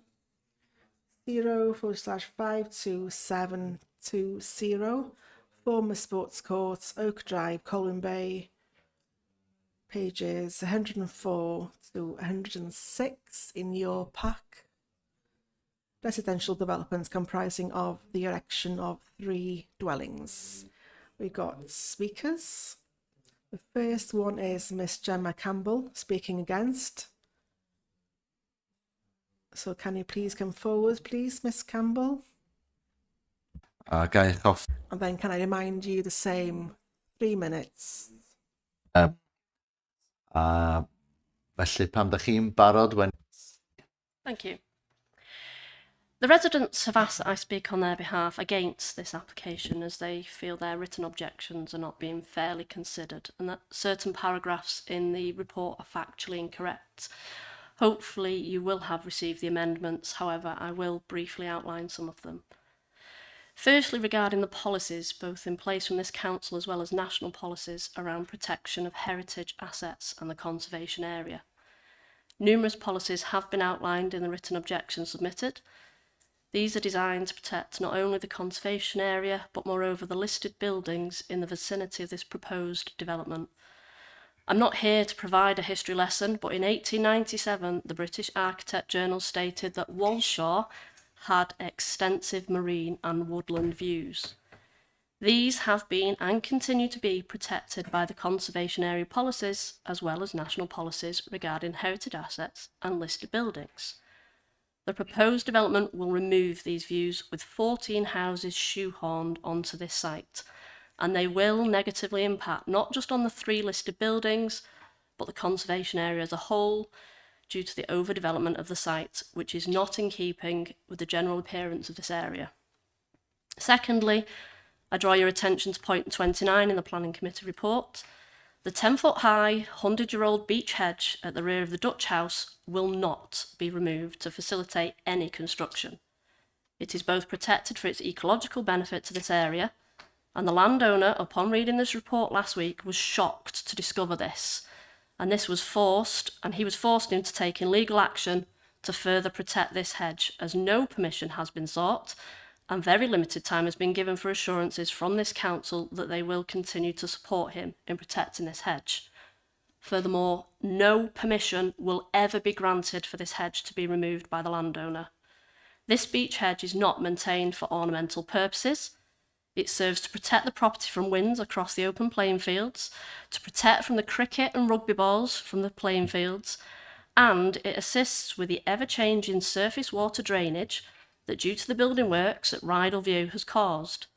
Land that has never previously flooded has now begun to flood, and areas that were previously boggy have dried out. This has already caused a number of mature trees to be damaged, as well as retaining walls down Walshaw Avenue to collapse. 30 seconds. As such, I respectfully request that members refuse this application. Thank you. Diolch yn fawr. Thank you. The next speaker is Mr. Rhys Davis, the agent, speaking in favour. And can I ask, please, Mr. Davis to come forward? And the same rules apply, 3 minutes. I know you're familiar with the procedure. Diolch yn fawr iawn. Thank you. To address the planning committee in relation to the residential development at the now long disused former tennis court site at Oak Drive. You'll note that there are two applications. This one for 3 dwellings, which is referred to in the presentation here, and the subsequent application as well for the additional dwellings, both of which were refused in the summer of 2024 based on 2 quite specific reasons for refusal. Firstly, on drainage grounds, that the application failed to identify the existing means of surface water drainage from the site and did not provide the reassurances required that the proposal would not cause additional discharge into a combined sewer system. And secondly, a reason for refusal just on highway grounds, that the length of the access road and turning head was insufficient to allow refuse vehicles to turn and exit the site in forward gear. Over the last 12 months, the applicant has been working diligently with consultees such as Dŵr Cymru Welsh Water to resolve the proposed connection point for drainage. The amended scheme now before you provides a drainage connection to the north, crossing land owned by Rydal Penrose School to provide a drainage connection to the Welsh Water public sewer system at Manol MH5 Lansdowne Road. The connection point was identified through consultation and discussions with Dŵr Cymru, where it was confirmed that the connection point would provide a suitable connection to accommodate flows generated from the development, which then connects shortly to a culverted watercourse, ensuring that foul and surface water flows are not combined. This surface water connection could well go some way to resolve the surface water issues that have been referred to by the speaker that preceded me. No surface water will be allowed to connect to the public sewer. This is a firm condition set out by Dŵr Cymru in their now positive consultation response, and this is reflected in the drainage proposals. The drainage route would need to cross third-party land, as I mentioned, to facilitate the development. This has been agreed by all landowners, and notice has been served on that land as part of the planning application. There's a reference in your addendum papers to Rydal Penrose School having confirmed that they've agreed the connection and it's subject to Charity Commission approval. That's a land ownership issue, not a planning issue. In response to the highways reason for refusal last time round, the site layout now has now been amended to allow the length of turning head to provide an adequate turning area. Your Highway Authority have confirmed that the proposal is now acceptable, subject to matters to be dealt with by condition. It's clear, therefore, that previous issues have been addressed, and in that respect, I'd point to the recorded comments by the Colwyn Bay Town Council in your committee report that they accept that all these issues have now been resolved and they raise no objection to the application. Diolch yn fawr. Diolch yn fawr iawn. Thank you. The third speaker is Councillor Simon Croft, speaking as one of the local ward members, Rhyw Ward. And I'll ask Councillor Simon Croft to come forward to speak. And you've got 3 minutes. Thank you. Thank you, Chair. Allowing me to speak as ward member on this application. These 2 applications would represent a gross overdevelopment for the size of this site, especially given that it's in the Portrait Crocken Conservation Area. 14 dwellings are proposed for a site that is just larger than 5 tennis courts that used to be there. That works out at nearly 3 houses per tennis court, let alone the area needed for gardens, parking and access road, which has now had to be squeezed in to below adoption standards. This is the complete opposite to the character of the area, having large detached properties sat within large garden plots. Now, to achieve this density, the buildings need to be 3-storey. That's as high as the adjacent trees. But the conservation officer has expressed the view that because the plot is sat well down in the landscape, this could be acceptable impact. But at the east end of the site, this is only 4 metres below the level of Oak Drive. And the house is going to be 9 metres tall, which means they're going to stick up the height of this room above Oak Drive. And I think that's a significant intrusion into our landscape.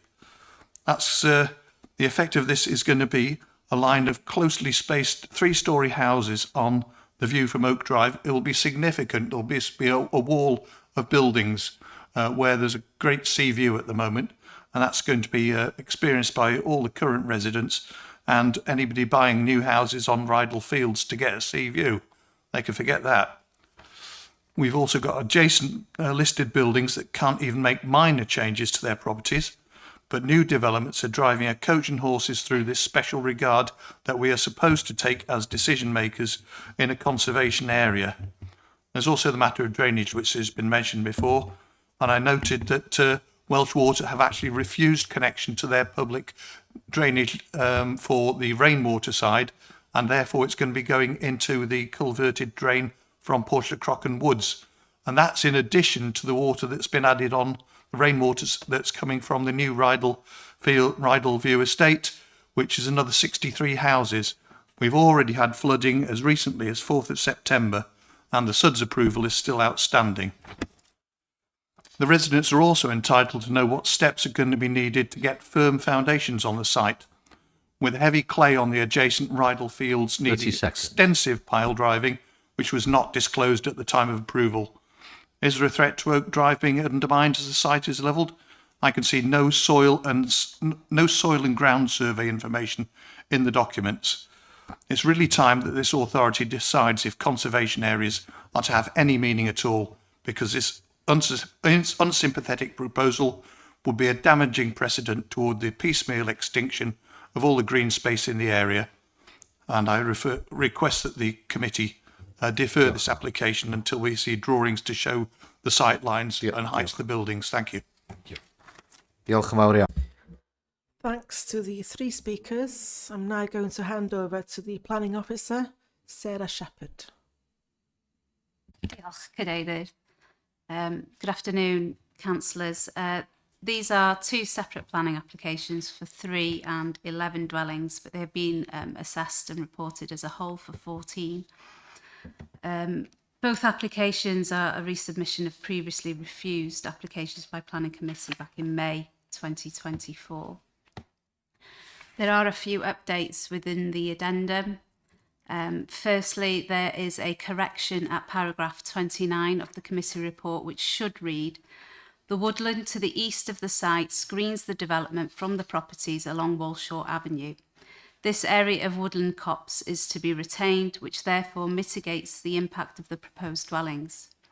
The existing hedgerow towards the rear of the Dutch house will be retained and a section of hedgerow to the north removed to facilitate the construction work for the provision of a new public sewer connection towards the north Lansdowne Road. The hedgerow will be replaced with a suitable native mix. In addition, there are 2 further neighbour objections that have been received, in addition to those reported within the committee report.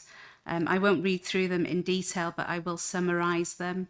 The concerns are existing frequent surface water flooding within the local area and the impact that is having on existing trees and land stability. There are concerns with regards to the density of the development, the small amenity and garden spaces, and the maintenance of the landscaped areas outside of those private gardens. The proposed development is not in keeping with the character and appearance of the conservation area. The impact the development will have on local businesses, especially Airbnbs within the immediate area. Highway safety along Oak Drive. Lack of existing infrastructure capacity to include school provision, access to healthcare and doctors' appointments, road traffic and congestion, with concerns over access for emergency services. There is a presence of Japanese knotweed and concerns with regards to its safe removal. And there are existing covenants on the land restricting further development and the retention of open space. But it would be mindful to note that private covenants are not material planning considerations. We have had a request to defer consideration of these items, as some residents have expressed short notice of the committee meeting date and are not able to attend in person. However, officers do not consider that deferral is justified. We have also received correspondence from representatives of Rydal Penrose School, which confirms that there is an agreement in principle in place to allow for the construction works for the proposed drainage routes through the school playing fields to the north of the site. However, they also state that the school is awaiting a Charities Commission report regarding the land and the long-term maintenance around the easement. And until the school have received this and it has been agreed, no further progress will be agreed from the school. In addition to comments already made within the committee report, a further representation has been submitted by the member of the Senate, MS Darren Miller, who's made additional comments with concerns of the capacity of local GP practices, NHS dental services and school provision, the current problems with drainage within the area, parking provision for the development and access for emergency services, and concerns that the development is not in keeping with the character and appearance of the buildings in the locality. There are further updates from statutory consultees, CCBC ecologists. They've got no further comments to make, and their previous comments on the refused applications remain relevant. In terms of the provision of a woodland management plan and the recommendations within the preliminary ecological report. North Wales Fire Service have not made any further comments, and CCBC Education have given latest figures on pupil numbers and capacity at the local primary schools, which shows that there are spaces available. They've also confirmed that there are spaces available at secondary school level also. There's no changes to the recommendations in the report. Diolch yn fawr, Sarah. Thank you. Right, so we'll open it to the floor and an opportunity for you to respond, please. Thank you.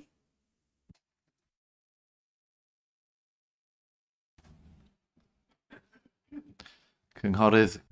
Councillor Chris Cater, thank you. I went specifically to have a look at this site again. It's quite well known to me, and it does look unkempt and unmanaged at the moment. It's not looking great. As far as building on tennis courts go, we had 2 tennis courts in Penryn Bay which were built on, and there were 4 decent dwellings that went on there, and the residents are very happy with those 4 houses. So I don't think there really is a problem about the density here. I think we've just got to take the assurances on the drainage and the sewage situation that those problems have been resolved now. So I would like to propose that we go with the officer's recommendation on this. Thank you, Chair. Thank you, Councillor Chris Cater. The next speaker is Councillor David Carr. Are you going to... No, Chair, I won't be second. Okay. Just Before you speak, have we got anyone that's going to second? Have we got a seconder for Chris Cater first?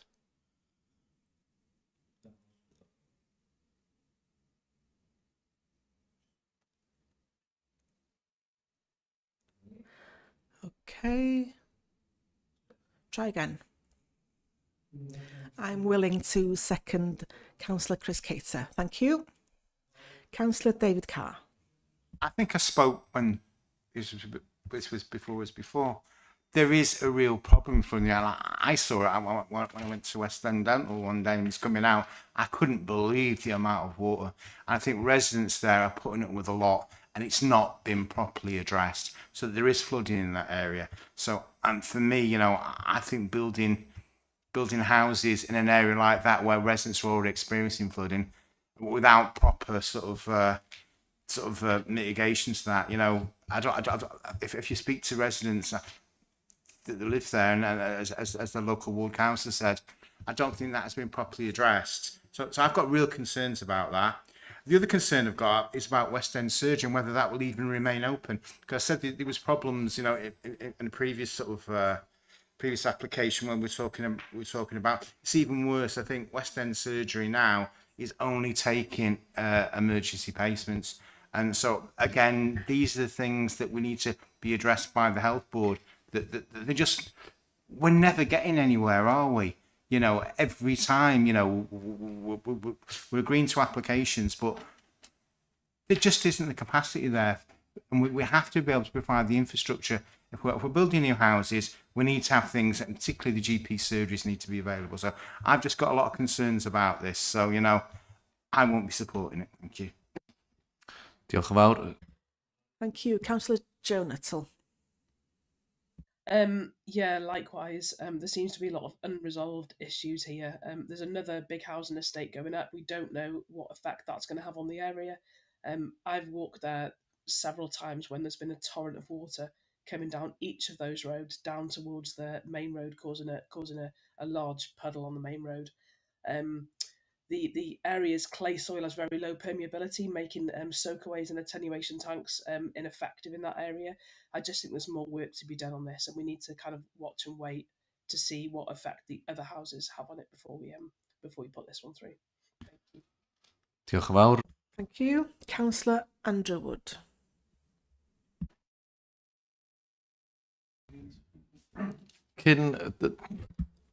You're on mute, Andrew Wood. Before that, I'll put you on mute. But to be fair, I think Sarah Shepherd wants to come back and respond to the comments from both councillors, and then we'll get Councillor Andrew Wood. Thank you. Cadeirydd. With regards to the existing and current flooding situation, we have been in discussion with officers from our ERF SAB team, who have explained the current flooding and drainage issues within the Pwll y Crochan area. The existing problems arise further uphill from blockages from the grates either side of the old highway within Pwll y Crochan Woods. There is a build-up of debris there, and more recently, the surface water from those grates is redirected down Pwll y Crochan Avenue and into the current Rydal View development site, Castle Green development, and onto Oak Drive, and then down to Brackley Avenue.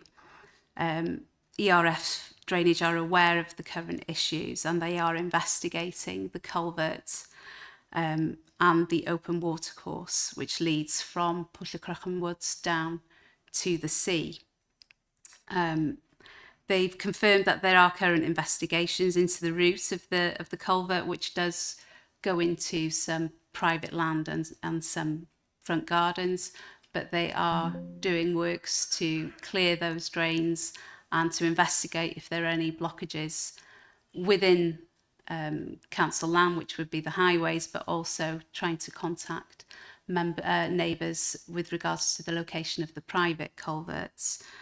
The purpose of SAB is to provide a betterment in terms of surface water runoff and discharge through restricted flows. So ERF SAB team don't have any objections to the current proposal. And they have made their comments within the committee report. Diolch. Diolch yn fawr iawn. Thank you. Councillor Andrew Wood. Thank you, Chair. It just worries me that there seems to be a lot of unknowns at the moment. You know, the officers just told us about flooding issues and why it may be and what's happening. That ERF may be able to overcome this, and also that the diversion across Charity Commission controlled land for the Penrose. Is there not a question or a case to defer this to till we get proper information, which would then confirm or not confirm that it is possible? So I'm minded that officers have. Sorry, somebody jumped in there. Yep, okay. I'll leave it at that. Thank you. Diolch yn fawr. Na i alw. I'll call on Kerry Thomas to come in. Thank you. Thank you, Chair. The concept of a gramping condition, because we are looking at a condition that would effectively mean that they would not be able to commence the development until they have a drainage scheme approved. And as part of that drainage scheme, we would require confirmation that the easement had been acquired from the school to provide access onto Lansdowne Road, so that development wouldn't involve any surface water into the existing private culvert. It would connect onto Lansdowne Road. Now, I'd just like to remind members that the policy test for Grampian conditions is that there has to be a reasonable condition, that the requirements of that condition can be delivered within the lifetime of the planning permission. And we have been given assurances, firstly by Welsh Water, that they would be prepared in principle to accept a surface water connection onto the surface water drain on Lansdowne Road. And secondly, we have had confirmation from the school that they would be prepared in principle to enter into or grant an easement over their land to allow that connection to be made. The only reason why the easement hasn't yet been granted is that, as the school is a charity, they are required to undertake certain procedures with the Charity Commission. But we are satisfied on the information that's available to us that there is a reasonable prospect that the drainage constraints which officers raised at the last application have now been overcome, and that we can then proceed with the matter by means of a Grampian condition. Now, in the event that Welsh Water were not to grant a connection onto Lansdowne Road, or for whatever reason the easement was not granted, then the development could not proceed. But we do feel that there is sufficient basis for proceeding on the basis of a Grampian condition. There's one other final point. I'm very well aware of the surface water problems, and we sometimes see during periods of heavy rainfall, we see the surface water problems along Coedpella Road and Pwllcrochan Avenue, and I've certainly witnessed those problems for myself. But as a planning authority, all we can determine is the impact of this particular development. We're not in a position to use the planning process to remedy existing problems. It is the effect of this particular development that we need to address. Diolch yn fawr. Diolch yn fawr. Councillor David Carr, shortly please, or briefly please. There needs to be some common sense here, because what we're saying is there's no guarantees for the residents that live in that area that we're going to resolve the flooding issues, and they're having to put with that flooding. And also, there is an argument that if we do build build these new properties, then the flooding is going to actually get worse. So there's no guarantees there. So, I have real reservations about it. We need, and I appreciate what Kerry had to say, but we nearly need to resolve the situation for residents, that experience these flooding problems. And I've seen it myself. It is really bad. Before we move on to build new properties. So it's a bit like, we're saying this might happen or that might happen, but they're not offering any guarantees the flooding will stop. And obviously there's a real risk that the flooding will get worse if more houses are built. So they're my concerns. Thank you. Diolch yn fawr. Thank you. We have got a proposer and a second to any other proposals. I've got Councillor Chris Cater. I've made a proposal in favour to go with the officer's recommendation, and Councillor Austin Roberts seconding. Any other proposals? No. Can I then ask the officer to open the votes in the same way, in favour, against or abstention? Thank you.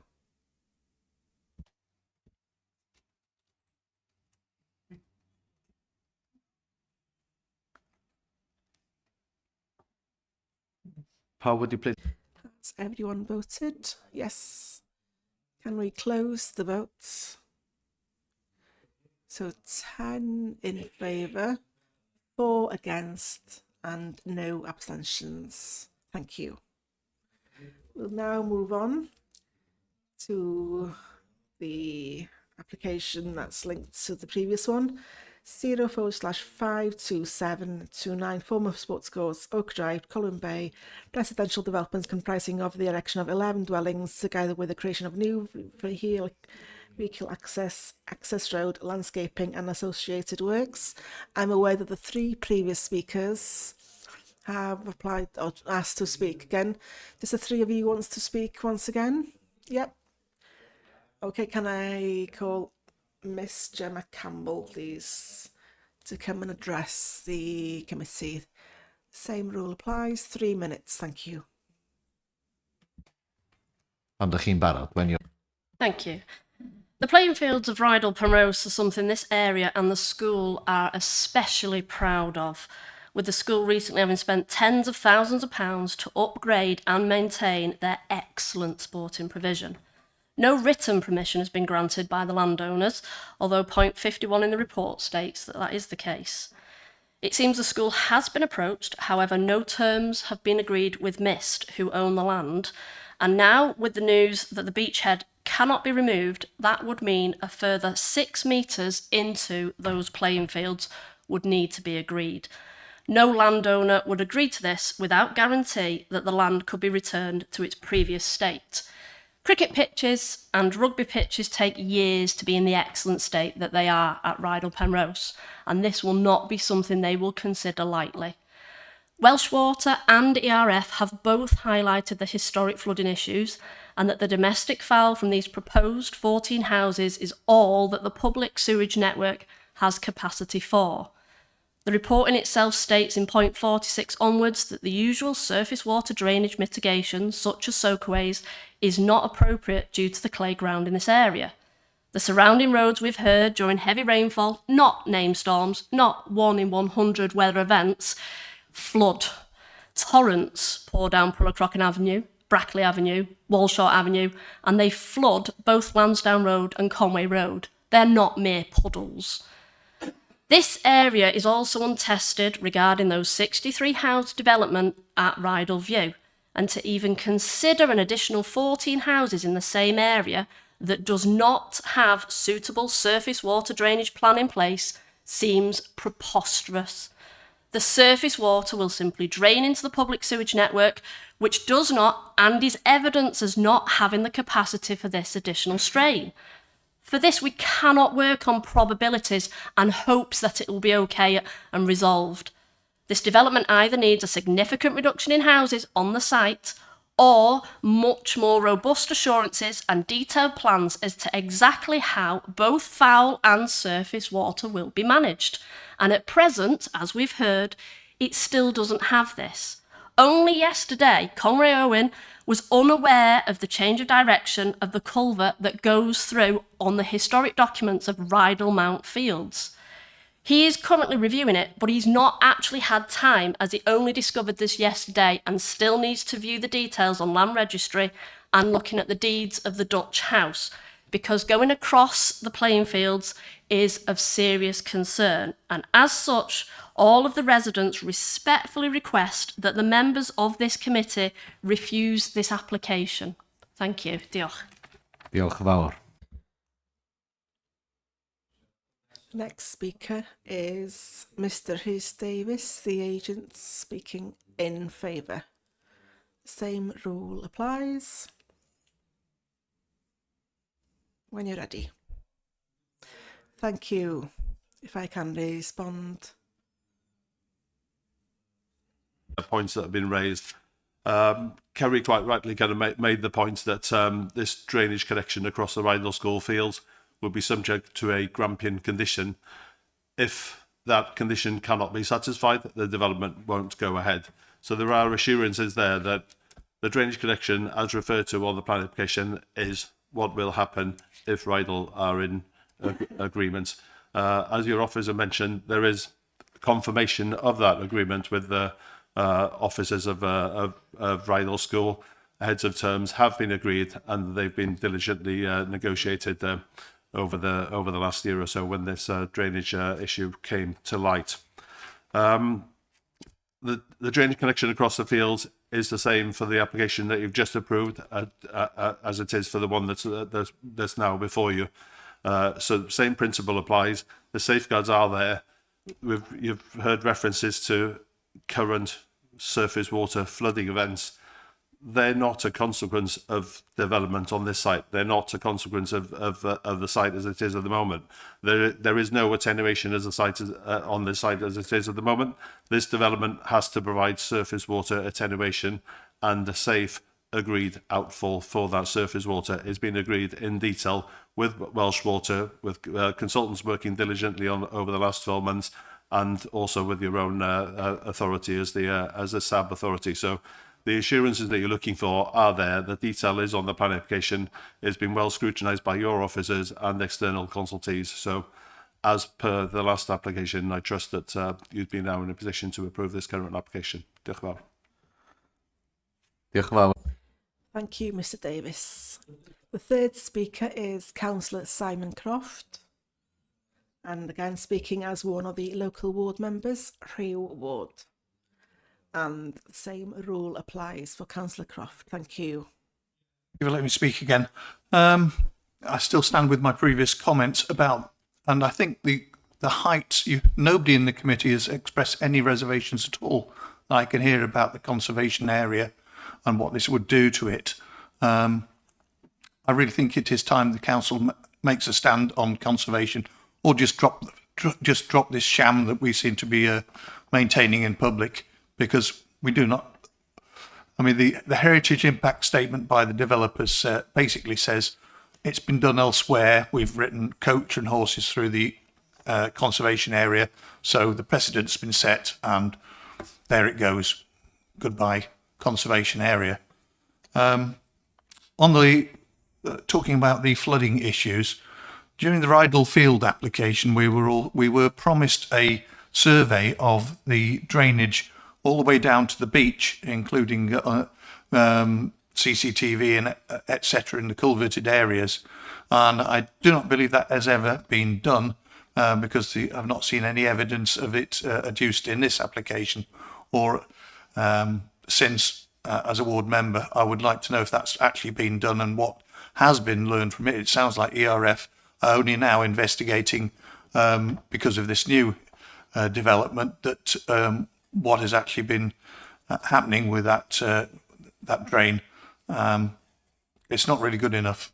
We need to know in advance what effect that this extra housing is going to have on it. I do agree that it will be better to be attenuated, but we've already got a problem, let alone the attenuated outfall from this new development. Thank you, Chair. Diolch yn fawr. Cynghorydd Simon Croft. Thank you, Councillor Simon Croft. Right, I'll hand over now to the officer, Sarah Shepherd. The addendum updates were reported in the previous application, and there are no further comments. Diolch yn fawr iawn. Thank you. Right, then I'll open it to the floor and for you as members to discuss. Cynghorydd. Councillor Gwennol Ellis. Thank you, Chair. I'm not going to propose, but I'd like to draw your attention to the name of this road, the Pwll y Crochan. If somebody has looked, Pwll means pool and Crochan means a big cauldron. So at one time, somebody has realised that a cauldron is bubbling here with water. So please remember that when you're making your decision. There is a reason why it's been called Pwll Crochan. That's all I got to say. Thank you. Councillor Gwennol Ellis. The next speaker is Councillor Chris Cater, please. Yeah, thank you. I am happy to second Councillor Gwennol, but I do take exception to the ward member's accusation that we don't take conservation areas seriously in this planning committee. I would push back on that.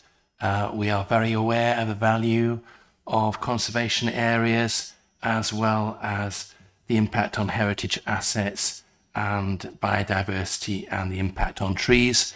And members will have read the report, and the our officers and our experts have extensively considered the impact, and they have come to their conclusion. So I do take exception to that. This committee does take conservation areas seriously. Thank you, Chair. Diolch yn fawr. Thank you, Councillor Chris Cater. Councillor David Carr. Same argument with the last application that the flooding for existing residents, and I don't think you can guarantee if you build these housing it won't make the flooding worse.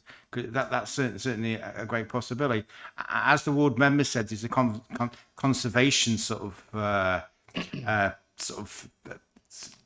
that we really do need to look at that really. And Councillor Cater says that we have looked at it, but you know, I'm not too sure about that. I think we do need to sort of really sort of look at these applications in a lot more detail before we go ahead with them. There just seems to be so many problems with the flooding, conservation area. When you look at the infrastructure, we haven't got the places in the local searches. There's just so many problems with it, isn't there, really? And I think we should step back and take stock. So as of last time, I won't be supporting this. Thank you. Sir rywun arall? Any other speakers? We're looking for somebody to make a proposal one way or the other. Councillor Chris Cater. My apologies to Councillor Gwennell. I thought she had proposed that we go with the officer's recommendation. If that's not the case, I'd be happy to propose that we go with the officer's recommendation. Thank you, Chair. Diolch yn fawr. Thank you. Councillor Chris Cater has proposed. Have we got a seconder? Councillor Andrew Wood. Thank you. We've got a proposer and a seconder. Any other proposals? No. Right, we will open the votes in the usual way. In favour, against or abstention. And can I ask the officer to open the votes?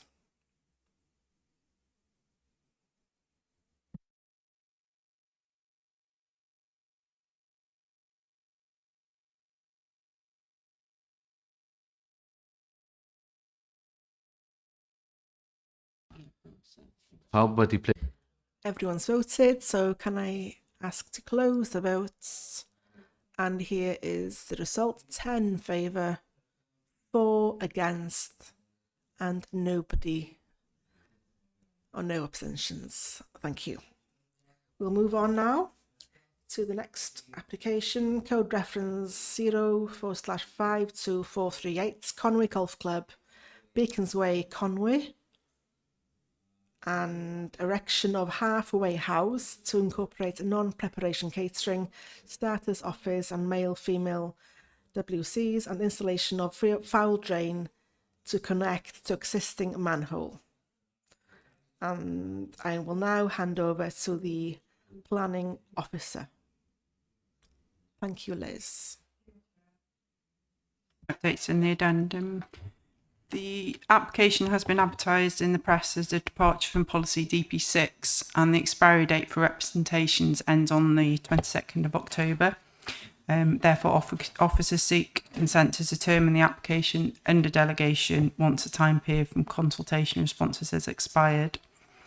Welsh Water have provided further comments, and they refer back to their response in April of this year, which included a holding response to clarify the relationship of the proposed new private 150mm diameter foul sewer, as denoted on the plans, in relation to their existing 32mm public water main asset which crosses the site. There's no public foul sewer which crosses the application site. And they've stated that our response suggested the opportunity to reposition the works outside the defined protection zone for the public water main asset.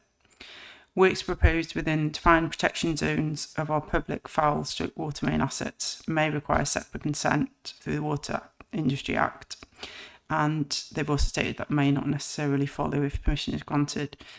They've requested that on the basis of submitted plans that haven't been revised, if members are minded to grant permission, that the conditions and advisory notes are included in there to ensure that no surface water or land drainage is allowed to connect to the public sewage system. They've also asked that in regard to the asset protection, of the water main, that the survey is undertaken to define exactly where that is, and that a detailed plan is shown of that, and also the relationship to the proposed new foul water connection. And if necessary, that this could be diverted, they may need to divert the asset so that it's outside the asset protection zone. And they've asked that that's carried out before any such works on the development or take place. And there's no further updates. Thank you. Diolch yn fawr. Thank you to the officer. I'll open it to the floor for you as members. Councillor Nia Owen. Thank you, Chair. Yes, I'm more than happy to propose that we go with the officer's recommendation, including the conditions that the officers have outlined in the reports. Thank you. Councillor Kay Redhead. Dyna ni. Okay, excellent. I can't see any more speakers. So can I ask to open the vote, please? And in favour, against, abstention. Can we open the vote, please? Everyone's voted. Can we close the votes? And unanimous in favour. Thank you. And then to the last application. Ania Owen can now leave, and Councillor Austin Roberts can leave the room, not the building.